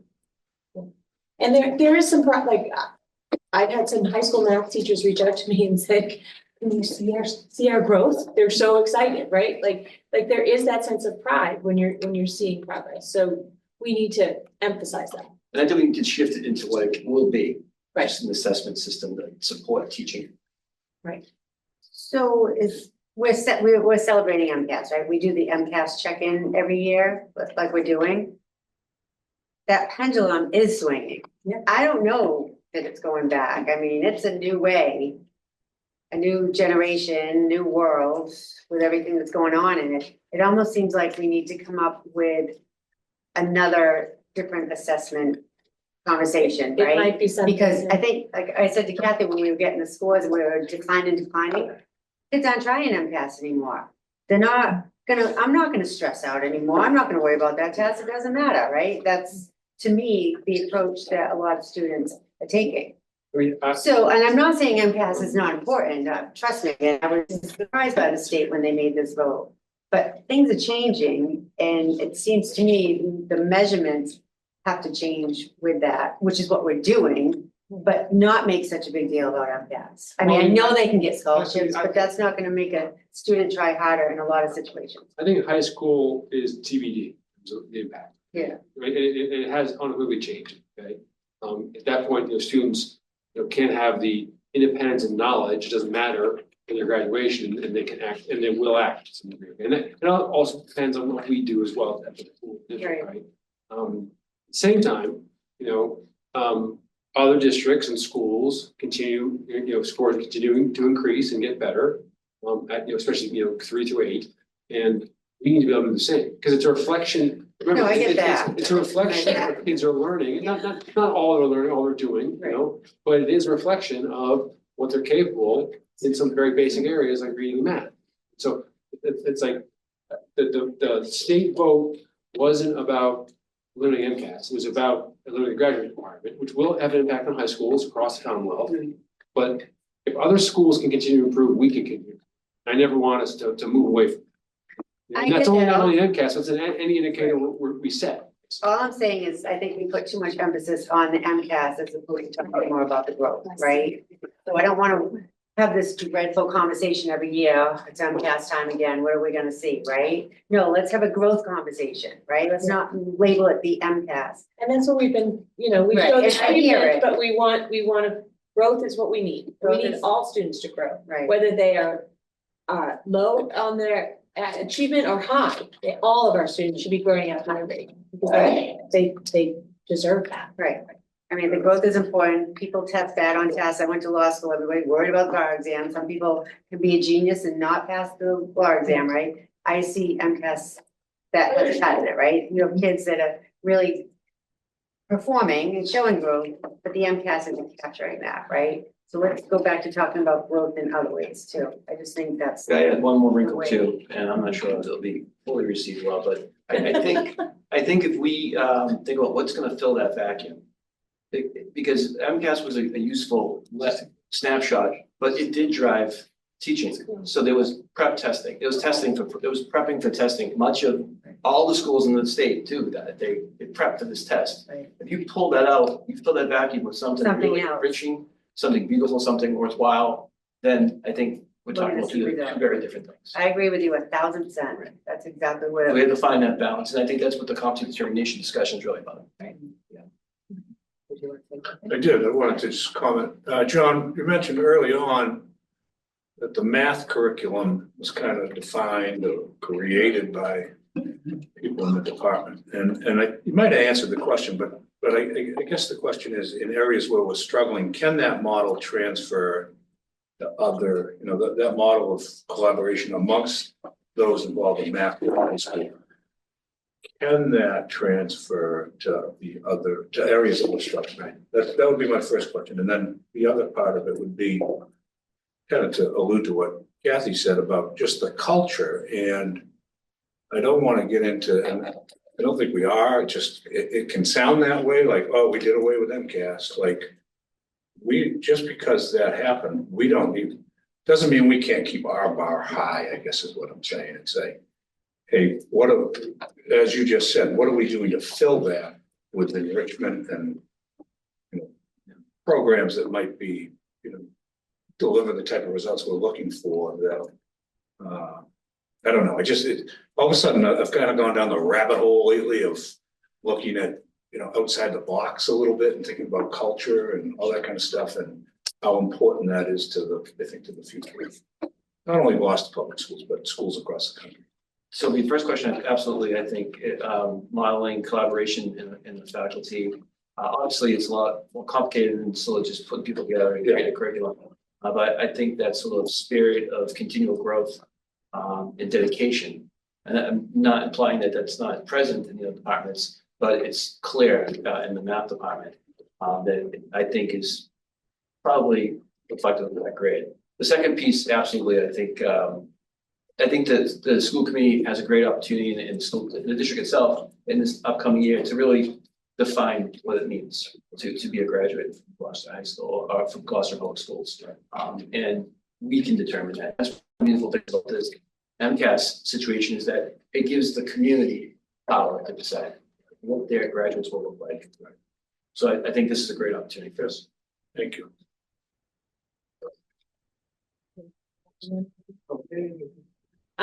So MCAS is still used for accountability for our school system. And a lot of these slides will look very familiar because I've given them year to year, but an overview of what goes into determining a school district or school's accountability is they always look at achievement and they look at student growth. And we've talked about how important student growth is here tonight. They also look at high school completion, and those are the three graphs we've looked at today. Progress towards learning English for our ML learners. They look at chronic absenteeism. I am no chronic absenteeism was not in this presentation because I believe there's a special presentation on absenteeism coming up in so that was on December 17th. So that's why it's not in this presentation, but that is part of our accountability rating and then the advanced coursework that we offer and that our students take. So a little refresher of how they calculate that. There are normative components that looks at the performance of all students compared to other schools in the state that serve similar grades and is reported in a percentile from 1 to 99. And then there's criterion targets that measure the district's progress towards improvement targets. So when they see where we are, they tell us you need to improve this amount, and then they decide how close you came to that. And it's a scale from 0 to 4, and we'll talk about what those numbers mean in a minute. And again, that all brings in the achievement, student growth, high school completion, English learner proficiency, and additional indicators like chronic absenteeism. So they take all of those numbers and they put them together, and on a scale of 100, they decide whether you could be a school of recognition, you could be meeting or exceeding all of your targets, you could make substantial progress, moderate progress, limited or no progress. And then if you're on this end of the scale, it's when the state comes in and provides assistance. So where we are for the second year in a row as a district, we are at moderate progress towards our targets, okay? For each school, it can measure differently. Some are in the substantial, but most are in moderate. Okay. And those points that I talked about, when they have a target, if you declined, you get a 0. If there's no change, you get a 1. Improvement 2, met target 3, and exceeded target 4. And you'll see that on this slide here, where for achievement, this is it, for example, non-high school students. Grade, so 3 through 8, we had a 2, which means we improved, but below our target. 2 out of 4, so that's the point we got for that. For math, we only got a 1, which meant there was no change. And you can see all the way down. They calculate all of that out for non-high school and high school over here. You get your lowest performing students kind of count twice because they're in this all students group. And then your lowest performing students that are identified each year after taking MCAS are in a separate category, so those count twice for you. And then it comes to a percentage. It, for both non-high school and high school. So our non-high school, we were at 37, our high school was at 25, it averaged out to 33 there. And then they take that 33 and it counts as 60% of your grade or your accountability. And they hold last year's score, because of 47, we did score higher last year at 40%. And average that out and we're at the 39th percentile as a district. Very complicated math, but that's kind of a quick refresher of how they do it. And that put us back in that moderate progress category. Thank you You for the got that? clarity on that. It's clear as mud, right? All right. Any questions? That's updated. That's really updated. Well, we're gonna keep talking about all the growth we're going to have. Can I ask a question, Amy, or actually it's more a comment? I just want to say I really appreciated hearing from the principals sort of the goals.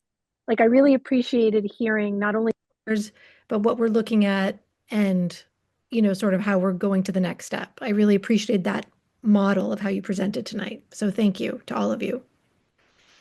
Thank you to principals being so detailed. Thank you. We have the best. Thank you. Thank you. Thank you.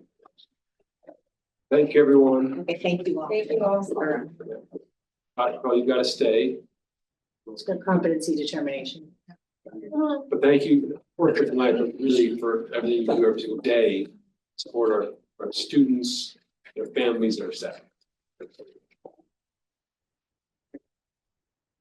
Good night. Thank you. Thank you. We have objection to item. Yeah. Good to see you. She's not asking us. You're asking the committee, we'll do whatever. I know if you had if we had objection, could you do the policy so that it's an early start at high school and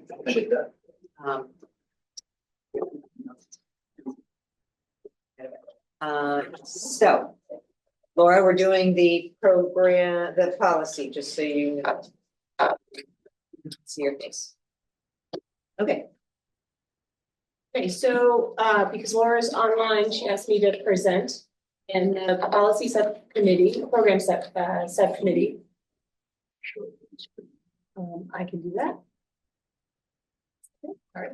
Thank you, Amy. Yep.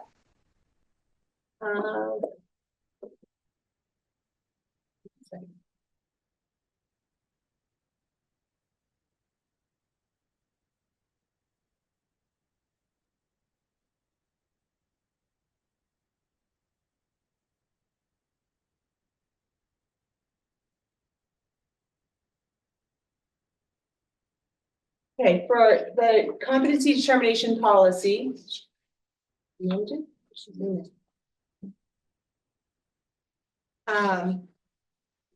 Because MCAS is no longer a graduation requirement, the state has asked all districts to come up with a competency determination that is in lieu of the passing of MCAS. Last year, we did it in the spring kind of very quickly so that our graduates of 2025 were able to make sure they met the competency determination.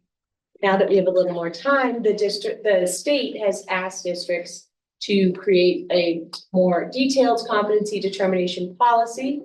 And we need to submit it by the end of December. So what this is saying is that instead of passing MCAS as a graduation requirement, students need to pass the courses that address the standards that were tested during MCAS. So basically 9th and 10th grade English, They need to be able to receive a passing grade of that. They need to receive passing grades in Algebra 1 and geometry. What's interesting about, we talked about the biology test, is it opens it up to any MCAT, any subject, science subject that was offered by the state as an MCAS test, even though Gloucester didn't choose it. Gloucester only gave the biology test in the year 2023. So that means we can use passing grades in biology, physics, chemistry, or technology and engineering. So it opens up, because we do have such a robust science program in Gloucester Public Schools. Those students that the biology, the language of biology might be too hard or might not be what they are, they could, if they can pass a technology or engineering course, that can count as towards our competency determination. So that's actually a positive that comes from this. The state has also asked, or not asked, stated that we add a requirement for US history beginning with the graduating class of 2027. So not this year's class, next year's class will have to have passed 1 year equivalent of US history. Okay.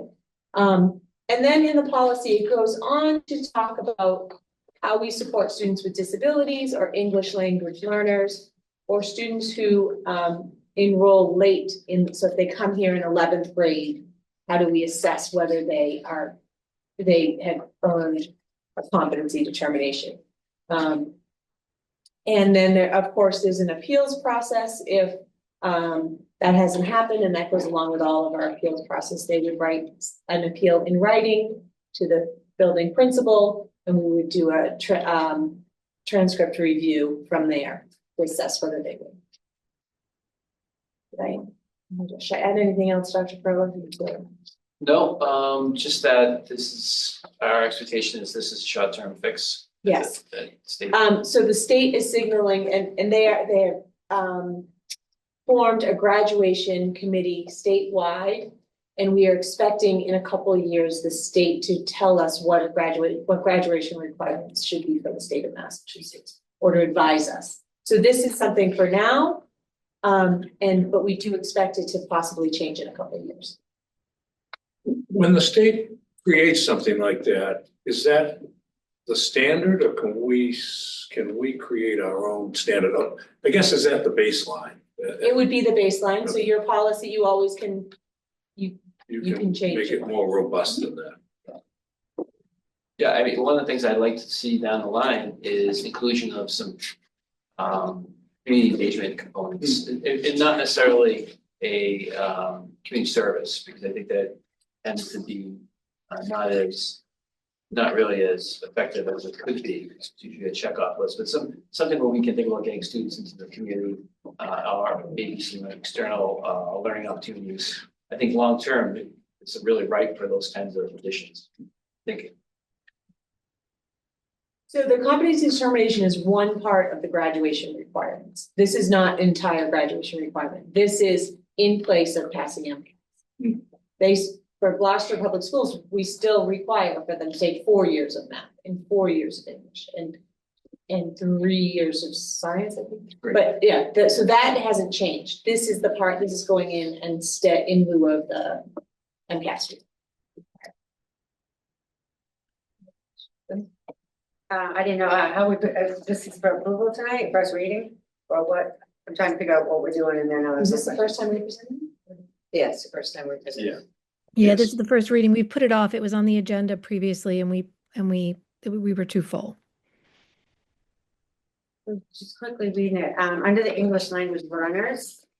So it says on a case-by-case basis, the district will determine the appropriate courses necessary to both achieve proficiency and meet competency. So that seems kind of subjective. How are you gonna, I haven't even got to the appeals process part, but how is that gonna be determined, and who determines it? So we have some. I understand having the flexibility, but Right. you know who's in front of you at the time when you're making that decision. We have some courses for English language learners.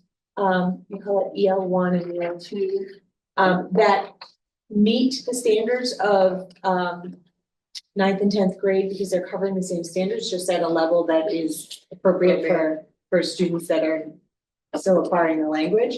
But if there is, this is there for if there's an individual case of somebody that came in and we had to really. Just learning the language. Just learning the language, we had to maybe make an exception. It gives us a little leeway in that way. And I'm not saying that that language shouldn't be there, I'm just concerned about the subjectivity of it, like it seems to me that, that could cause an issue somewhere if someone said, well, my student's almost the same way, didn't get the same treatment. I'm just wondering what the standard is gonna be to set that standard, I right? believe, and correct me if I'm wrong, but I believe it would be similar to a transcript review and really look at the where the child is. We could also look at access scores and read screenings and things like that to see where they are in language acquisition and then match that with the course levels that would be appropriate for them. So I mean, without, there's flexibility on late enrolling students, section below. yeah. So if we're giving late enrolling students some flexibility to, because they're in an obvious situation where they may not be able to complete all the courses, right?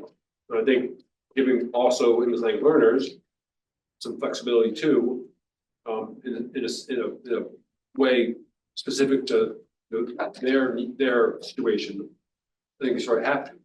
No, and no, I get that. So my point is, I'm not trying to help students that need to come in late or aren't capable yet because they haven't had enough time to get there, right? Right. I'm concerned about, so this is a policy, right? Yeah. So what's the procedure behind the policy to establish what we're approving? Right, it's one thing to say, okay, the school committee is gonna approve this policy and I'm giving you leeway to have your discretion, but what are the guidelines for that discretion so that it is consistent with each student? So it would have to be a course that is in our program of studies. Yeah. And in order for a course to be in our program of studies, it is matching the standards, the state standards. Okay. Excuse me. So it might be picking a different course within the program of studies Okay. that might count for that, Okay. but it needs to be. Right, often in Did you the say that? EL, yeah, for EL students, the certain coursework will be counted for toward something such as health or even physical education sometimes. This, by the way, also occurs in the vocational program because their schedule is different. Right. So I think the spirit of this is to create some flexibility for those unique cases. So if we look at an EL1 course and say this actually hits that English requirement or a mathematics requirement, let's say. And speaking to the population that comes in, often you'll have EL students come in and they'll be their first year in high school and they'll be 19 years old. And just, traditionally there was zero opportunity to graduate as a kid. They would just have to sit there and then, age out, but there's no chance they would graduate. They could never do it.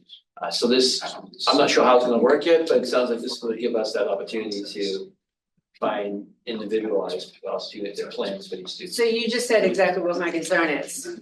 It's not the language here, it's how that's gonna be put into operation. You don't know how it's gonna work yet, so when will we see that part of it? I have a struggle approving a policy when we don't know how it's gonna work yet, right? Not trying to say anything negative about this, this is all, we have to do this work. But the language to me isn't, So let me just, we've given you an outline of what it would be like, sound like. yeah, We would then create, as we do, when you create policy, we create procedures, we don't create procedures prior to that, because we wouldn't know what to create procedures on, right? So, I mean, I think we have to determine if the committee votes for this policy as is, then we determine what some of those criteria or what would fit the case by case basis. We have to define that further. But you don't vote on that part, you direct us to create that part. no, and I understand that, I just feel like there should be more definition before we approve the policy. That's just the way my brain works, I'm not saying anything other than that. So if we look at It's so vague, I mean, competency determination, we're looking at that, those are data points, right? Right. Like outcomes, right? That's what we're assessing. So as was mentioned, I'm wondering if the policy reflected use of the access scores. right, And exactly. you correlate that, so your language is built into here, so that's the case by case range Right. and tools that we would use to make a determination. so that so it would have flexibility, but it would still be hard and fast because we're using data. Right. Yeah. That's what I'm looking to see Yeah. something in I here. hear So in that. other words, you have established data point, Yeah. data, controls. Mhm. But this makes me feel like you could do anything, right? And how is it gonna be consistent with superintendents going forward? And I mean, we're setting. a new Citing rule access here. scores helps Right, guide that. that's the kind of language Much as we've done below on the later on students who are qualifying MCAS score, at least meeting or exceeding. That's giving you some. that means we're relying on MCAS again, but we're gonna rely on other things too, right? So I wanna see other growth measures in here besides MCAS. I'm saying, just like we gave some examples Oh, below, that, yeah, give some examples there. yeah, exactly. Okay. Just so that there's an understanding of what we expected by approving this vague language, right? We don't like vague language. And just to remind, they still have to do all the Gloucester High School graduation requirements on top of that. So they're not gonna just come in and, we're gonna say, oh, we like this and, give them the check. They have to fulfill all the graduation requirements. Still, this is for the MCAS, component of that. Right. And then same with the appeal period, someone else would appeal all the time. Just looking at, the language down below, doesn't really give an idea of what the appeal is, other than a review is gonna be conducted. What kind of review, by who? And, Well, this is not new, but meaning MCAS always allow, correct me if I'm wrong, because I'm not you guys. But the argument about MCAS being the be all and end all, there was also a way for students to meet graduation requirements based upon a transcript or a portfolio of other Yes. learning that evidence that they had, right? Yep, and You I say it don't in your have the numbers off the top of my head, I can get them for you, but. At the bottom where it says those enrolled in Gloucester Public Schools in classes of, from 2003 to 24 that did not earn a diploma could have an appeals process.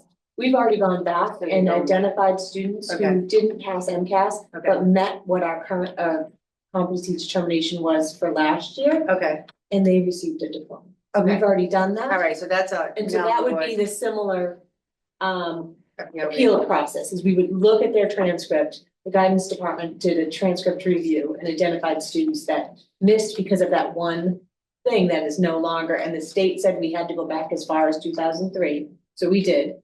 And I don't have the number, but I know that it happened, that several adults. And do you have standards and guidelines for that review somewhere The written down guidance to part, whoever's doing the it? guidance department Okay. does, and it would be Okay. to meet the standards that are tested within the MCAS testing. So if they and this is stating a passing grade, not just gone through, we have to get a passing grade in 9th and 10th grade English, a passing grade in Algebra 1 and Geometry, passing grade in one of those science components. So that's the standard, yes. Okay.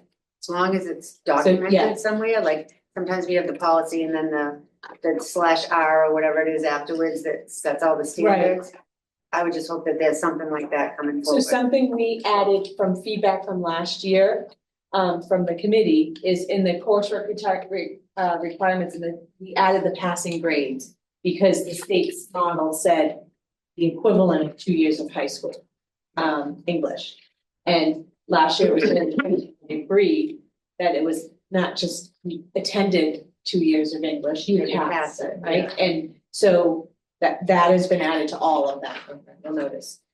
I'm not clear if you're asking for examples of what it's like, or if you're wanting to see the exact appeals process, or the exact criteria for English language learners, case by case. So I'm not clear what you're asking. So in this document that is up for us to approve, right, it has a sentence about appeals. All I'm asking is that it doesn't have to be in here, but somewhere there is something to say, like if I'm a parent and I requested it, okay, I can appeal this. Where's the document that your appeal process is? Like, what are the standards of that process? I'd like to see that before you even do the review, right? In other words, what am I up against? All I'm saying is if we're gonna have language that doesn't indicate that here, that it is somewhere else, so that it's not a different process, Yes. whatever Oh, yeah. superintendent we have or whoever's doing this Yeah. review, right? I Set the believe it's in standards the for the handbook, appeal. but we'll confirm that. Okay. Yeah. Thank you. I guess I have a question on format or these things in parentheses. Those will come out. Okay. I missed those. I apologize. Where is it? The bold in parentheses. Because it was a model policy and I changed things, but I didn't take all So should we have a motion to approve this of the, well, motion to waive, I make a motion that we waive the actual reading of the policy into the record because we have it here, right? Second. Okay. Moving and seconded, roll call vote, please. Mayor Verga. He's gone. He left. Sorry. Ms. Prince. Yes. Mr. McKean. Yes. Chairperson Clancy. Yes. Ms. Weason. Yes. Mr. Minio. Yes. Mr. Mulder. Yes. So what would, Yeah. before we do the motion, I'm just curious, what would we see differently in reading two? What was that? Well, that's what. What would we see different in the second reading? So- compared to the first reading? I'm just. I think language learners, we will add some other criteria, Okay, which we'll have the case by case basis, we'll guide the case by case basis. okay. Criteria or what we would look at, Yeah. and that's, I think, is the only change. I mean, getting out the bold parts. And then just on the appeal part, just check and see if that language is already in the handbook, and if not, Yeah, what? yeah, and and that's the thing is obviously for all of these, we've got to carry them out, and we're going to carry them out consistently, like you're describing. And in some places, it'll require creating procedures after. Do we want to reference the appeal process in this, or is that not necessary? We do, I'm not sure what you mean by that. Please see Gloucester High School. Yes. You could say it, look to the high, As look to the stated in high this school one. handbook, right? Yeah. Well, first, make sure it's in there. Yeah, And then right, if right. it's there, I'll reference it.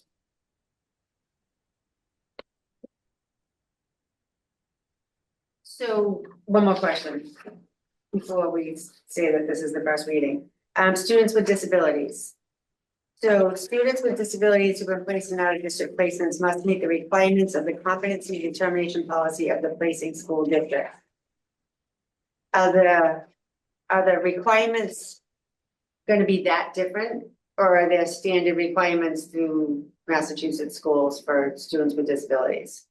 In other words, unless they came from a private school or something, So chapter. how are we gonna know those standards that they came from Yeah. if we have to judge them by that as opposed to what our standards So we are? had approved and non-approved schools, so also legislation in chapter 1766, schools that are approved in Massachusetts. So they are charged with the responsibility to hit all the same standards as any other public school. They do that in a different way. They do that with the specializational therapy that they have as part of that special instruction. But yeah, they would have to hit the same standards. Yeah. Would they be that different than our standards? No, it'd be the same. Okay, It's all all state right. standards. It All would be right. the same, So yeah. then why do we need that sentence then? If they're all the same standards. It's a what? Some model policy. In case they come from a place with different standards. Well, I mean, we could send one to an unapproved Okay. school, and those unapproved schools, they could so they could have their own set of Okay. standards. All right. I think it's been my experience, they've all been. So if it's very- an very unapproved close. school, we have to go by the unapproved standards. Well, they're all pretty close anyway. We don't have a lot of kids at unapproved schools. Those are usually done because of the specialized needs. Yeah. And there are no approved schools in the our radius or residential, educational residential settings. So most of them that we send our students are approved. Okay. Yeah. Thank you for that. Helpful to know. Okay. I just look for places that people are gonna argue. Yeah, that's good. Arguing about it. Someone want to make a motion? I move that we approve the first reading of competency determination policy file IKFE. Second. Moving second, any discussion? Roll call vote, please. Ms. Prince? Yes. Mr. McKee? Yes. Chairperson Clancy? Yes. Ms. Weason? Yes. Mr. Minio? Yes. Mr. Melvin? Yes. All right. Thank you, Dr. Perla. Thank you. Thank you. Wonderful night, everyone. Two. Yeah. So, are you, by looking at the packet, are you doing a presentation on the transportation, the buses? If you need one, I'd rather just have you guys vote on it, but we're happy to. I think we need to present it a little bit. I just didn't want to be duplicitous, right? I was gonna let you do a quick I version. try.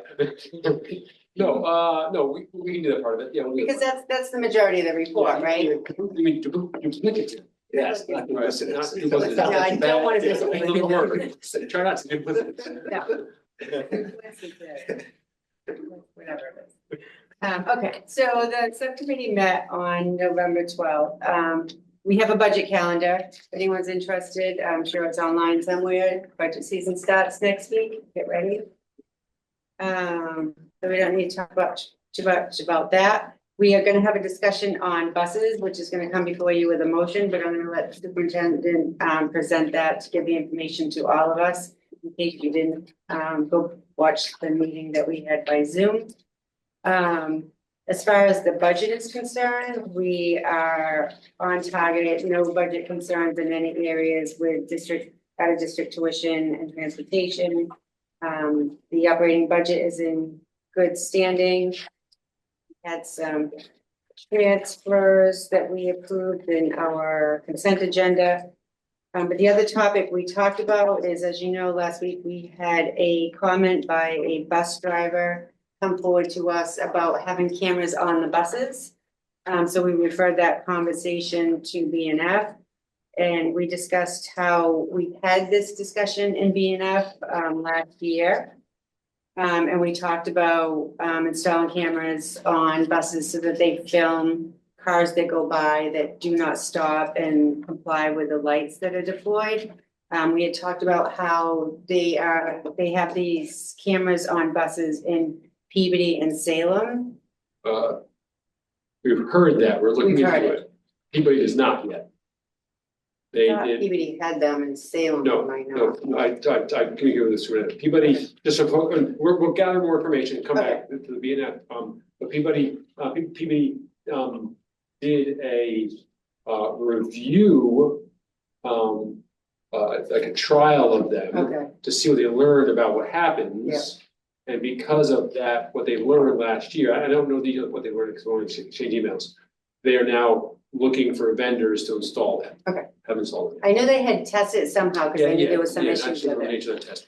So long story short, there's agreements that we would have to enter into with our police department and we would have to do some work with the city council to get an ordinance or some sort of legislation passed to accept the governor's.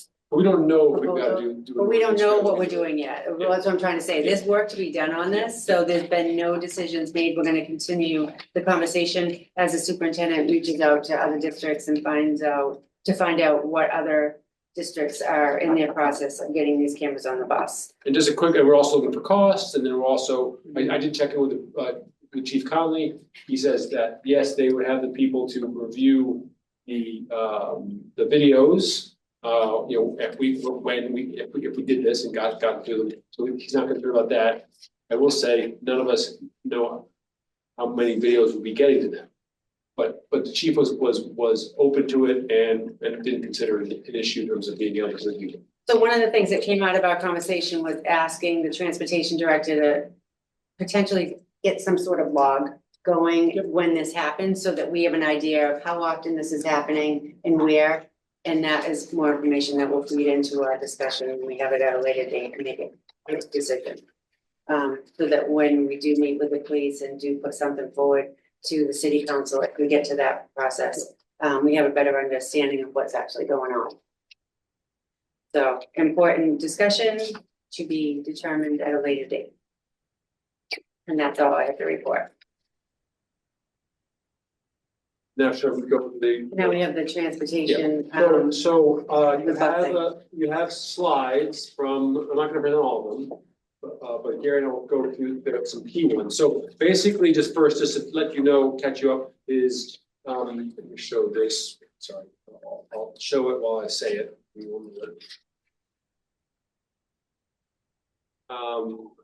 essentially have 2 leases, and then we own 6 buses, which we bought used, okay? So what we're focusing on here is lease number 2, which is which is ending in June 2026. So this upcoming June, our lease, which has 13 school buses on lease, is ending. Those buses will be 3 years old at that point. We have 7 big buses and 6 small. Just for your edification, that's actually not how many kids they hold. Okay, that is like saying a restaurant has a capacity of 400, and you never want to put that many people in the restaurant. Okay, our buses hold just over 60. Okay, the large ones, and then I'm not sure about the small. I just want to make sure that people aren't misinformed by that 42 sort of said capacity. That said capacity is being very optimistic and putting 3 small kids per seat with no backpacks or equipment, instruments. Anyway, so we are focusing on replacing lease number 2 here. We have been looking into whether that should be get a new lease or whether we should purchase used buses. Okay, we are proposing, we want to move forward with purchasing used buses. And it's also, now purchasing used buses, also producing the fleet by some. Okay, so right now we have a fleet of 22 buses. We want to move to a fleet of 18 buses. Okay, by looking at, it still allows us to have spares, 2 large spare buses, 2 small spare buses, and 1 spare wheelchair accessible bus. Okay, so we are confident that we can reduce the fleet by that much. Of course, also save us money. We've had a lot of spares for years since I got here. I always sort of wondered why we had so many spares. We haven't been using them essentially. Okay, we're just yet too many buses. So what we have gone forward with is we're putting together a bid that was released, and while we were anticipating what the cost might be and projecting them, we actually got a bid back in, and for the 13 buses, sorry, for 9 buses. So we have at least 13 buses. We're going to replace it with purchasing 9 buses. Okay, that's going to be Gary on the 9. Yeah, we have 9 buses. How many big and how many small? It's 11 big and 7. Oh, of the 18. 9. Of the 9, we want to purchase. Yeah, it's right here. It's I believe it's 4 of the small. Yeah, that's right. That's what it says here. So let's get to the cost here. And 5 of the big. So in terms of the bid, so we were anticipating higher costs than the bid came in at. So you want to look at the right-hand column here because this is what the actual bid that came in. Okay, again, you see 3 77-passenger buses, 2 large buses that have team buses. I mean, there's room for equipment, athletic equipment and whatnot. Okay.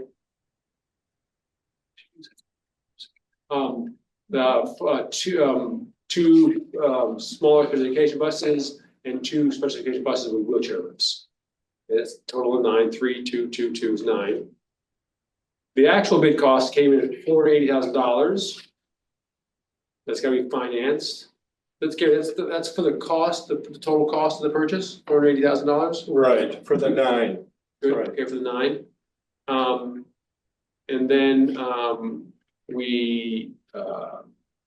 And then we get into the annual costs here. So then the question is, okay, if that's what it costs to purchase the used buses, 9 used buses, okay, how do we compare purchase versus lease?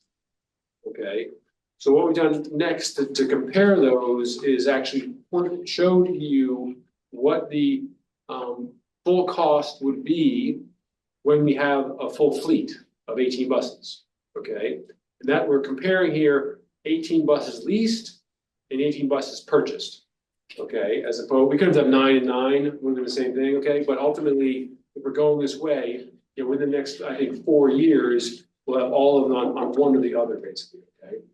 And that's the easiest way to compare apples to apples in terms of cost, okay? So in this middle column here, we have the lease annual costs. These are annual costs now. Every year we're paying for this. And you'll see on the lease is that if we're leasing 18 buses, new buses over 3 years, it's a $450,000 annual cost for that lease, okay? There's no cost to purchase buses, we wouldn't purchase any buses. The annual cost for bus repairs and maintenance is the same as we have now, $25,000 for the bus repairs and maintenance, and then $45,000 to in-house mechanic. Okay, the annual cost is $520,000 every year, just over $500,000 every year for our buses. If we move towards purchasing used buses, these are buses that are 3 years old. Okay, the financing the purchase of the buses would be $200,000 each year, and then but repairs would go up. We expect we're holding on to their older buses and we're holding on to them longer. Okay, so go to $50,000. We essentially double these annual costs for repairs at $50,000, and for the mechanic would be $90,000. That could be one full-time or 2 part-time mechanics. So that annual total, if we wanted to purchase used route, would be $340,000. That's an annual savings of $180,000. We would be keeping our buses till, at least 8 to their 8 or 9 or 10 years old. Okay. Remember, after is it 3 years, Gary, of costs? When you're purchasing them, how long does the payments last for? 6 years. 6 years. Okay. So 3 plus 6 is 9 years. Yep. We'll have 1 year of no payments. Okay. So let me see. Oh, yeah. So this is once this savings here is once you have the full fleet, not even purchase used or lease. Okay, we will experience that savings right now. We would experience I don't know what this immediate savings would be. What the immediate savings would be? Yeah, the savings is going to be right around $150,000 this first go around. Oh, okay. Oh, but part of that's because we're having fewer buses then. Yeah, we're not Part of at that full. savings is the reduction in the fleet from 13 buses leased to 9 buses purchased. Yeah. Okay. So we really want to inform you of that, let you know about it, have you ask questions, and we'd like to move forward. We do have a bid in, and move forward with that. I also asked about warranties. I guess these buses will have a warranty the first 3 years to cover the very expensive, like engine blows up or Transmission. Yeah. Yeah. So this is something the district used to do. We used to have our own buses, and then we went to leasing because all our buses were old, and here we are going back to buying buses again. If this vote passes. So there was a vote by the subcommittee, and the motion is to recommend to the full committee to pursue the purchase of 9 buses, and I so move. Okay, Keith didn't get it, or Keith also wanted. There's questions on the.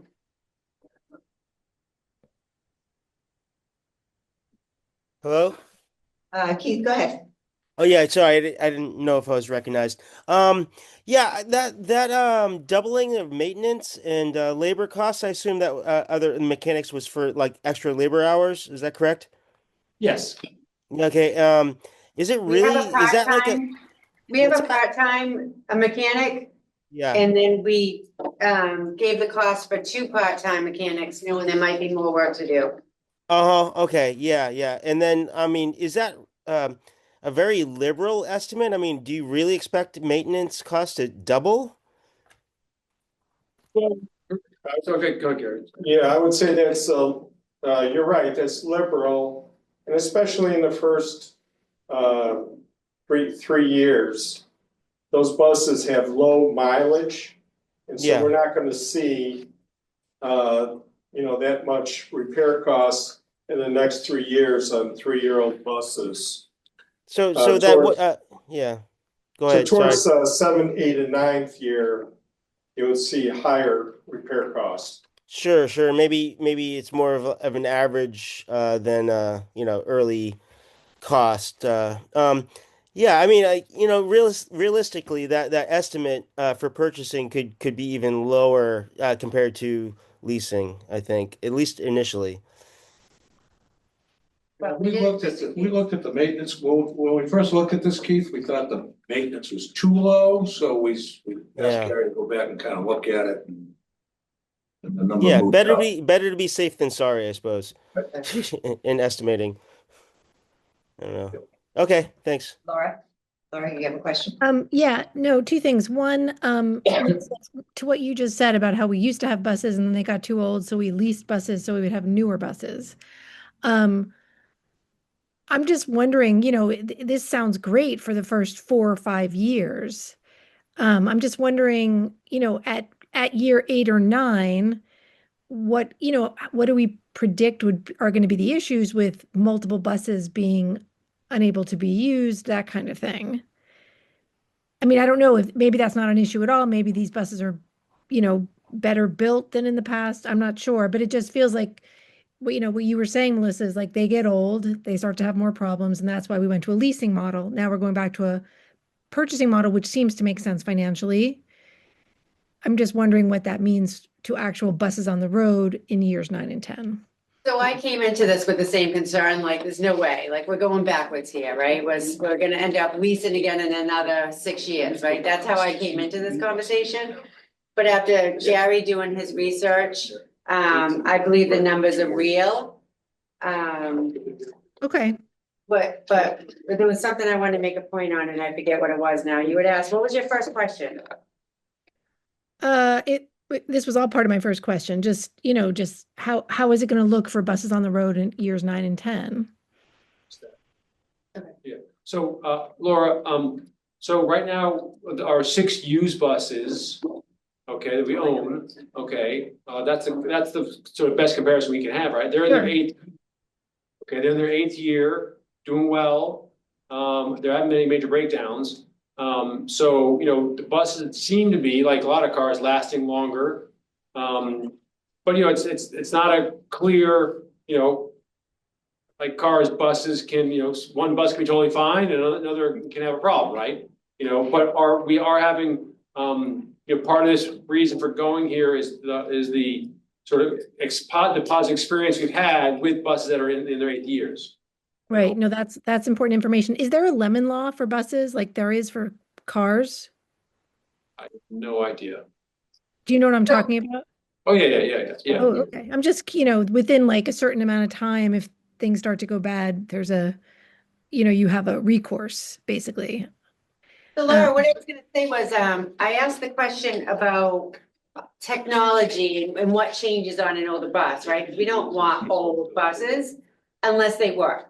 Right. So when you ask the transportation director, has the technology on buses changed? In other words, if we have a bus that's 8 years old, are we losing out on any safety benefit? Or are we gonna have to add to it? That was one of the concerns I had. And the answer was no. The buses are pretty much standard, right? You can ask for the extras, but we have standard buses, and that's what we would be purchasing is standard buses and possibly putting our own cameras on it. And Got then also, I think when we made the decision years ago to lease buses, I think leasing was more affordable. And my guess is with the market and everything, the rates in leasing buses looks like it's gone up. So that's what changed my mind, right? That's what led me back to like, okay, let's go back to buying. Because it isn't affordable to lease anymore. There was a time that it was affordable. But I would say now, looking at the cost comparison that we had in front of us, the good work that Gary did, and I was asking worst case scenario, like he's asked, why did we add another mechanic? Because I said, I want worst case scenario to at least plan for it. So what are we looking? Sure. That was all part of our discussion. And then, Oh, sorry, go ahead, Laura, sorry. no, well, I just have a second part of the question, which may not be relevant, but so we reduce our fleet, but we still have the same number of bus drivers. I mean, we're still trying to get bus drivers to drive the buses we have, right? So because We'll I'm still have spares. right. Well, we hope you spare bus drivers or spare No, buses. We'll have spare buses. No, for this we'll still have, even if we get more drivers, we'll still have enough spares. That question was asked by, I think, Melissa in the B and F when Lori was here, and she Okay. answered it very clearly. That still we have Okay. sufficient spares. Right. Yeah. Okay. I'm just thinking about I it. have 2 spares. There was a. No, there but was my concern 2, if isn't the not 3 spares by this, if we do this purchase. Yeah, right. My question wasn't the spare buses, but it was more like, we still have these issues with bus routes that we wish we could fit more kids on, but we're reducing buses. So it's not the same issue. Bus drivers and physical buses are not the same issue. I'm just trying to see how they relate in this case. But my concern was if we got another driver tomorrow that wanted to drive, do we have a bus for them to drive, right? So Right. having 3 spares, the Great. answer is yes. Yes, yeah. Okay, that's awesome. Thank you for answering it that way. Then one more place that might be helpful is that, remember, so this will be 9 buses that we purchase used, that's half the fleet. Our used bus we have now, the 6 plus lease 1, which is 3 on lease.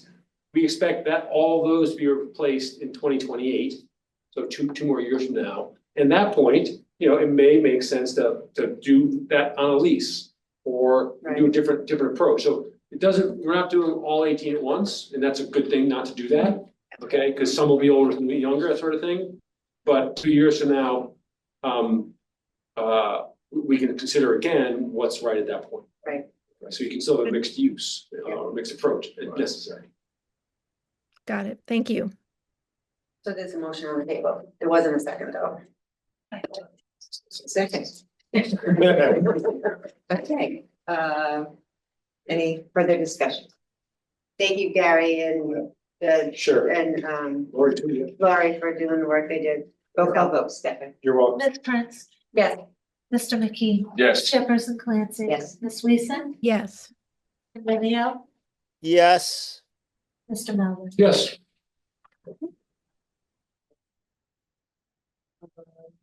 Okay, we have some grants to approve. I move that we accept the fiscal year 26 FC 426A round 2 of CTE frameworks and competency-based implementation. Grant in the amount of $3,804.38. Also, I move that we accept the fiscal year 26 FC 0337 Safe and Supportive Schools Continuation Grant in the amount of $10,000. And the Gloucester Education Foundation Advanced Placement Summer 2025 Seminars Grant in the amount of $4,800, and the Gloucester Education Foundation Gender Equity and STEM Grant in the amount of $15,000. Second. Okay. Any discussion on any of these? Okay, roll call vote, please. Ms. Prince. Yes. Mr. McKee. Yes. Chairperson Clancy. Yes. Ms. Weason, That's something before you go and say that. Ms. Weason. Mr. Minio, Yes. Mr. Melvin. Yes. And we're taking care of that. So, anybody have new business they want to talk about? So it's really not new. I brought this up probably about a year ago. And I'm bringing it up again tonight because I happened to fall into the conversation again today. We had referred to program to look at the possibility of developing a policy for the automotive department or vocational program. And there's an ask that the program leaders or through the school be able to purchase the parts that they use to fix people's cars. So we have a program where people can bring Charge and charge for them. charge right? customers. So in other for the words, parts. they wanted to develop some sort of revolving fund, that generates funding, revenue, where, say Mrs. Smith brings in her car and Anita breaks. I don't even know who do brakes. Right now, the way it works is Mrs. Smith has to bring in the brake parts. they're looking to have the ability that the school through administration or program leader purchases the parts and then charges the Mrs. Smith for the parts. This At a markup? at a markup, because schools get things at a discount price. Mhm. And then they would charge the regular price and that would generate some revenue that can go right back into the program.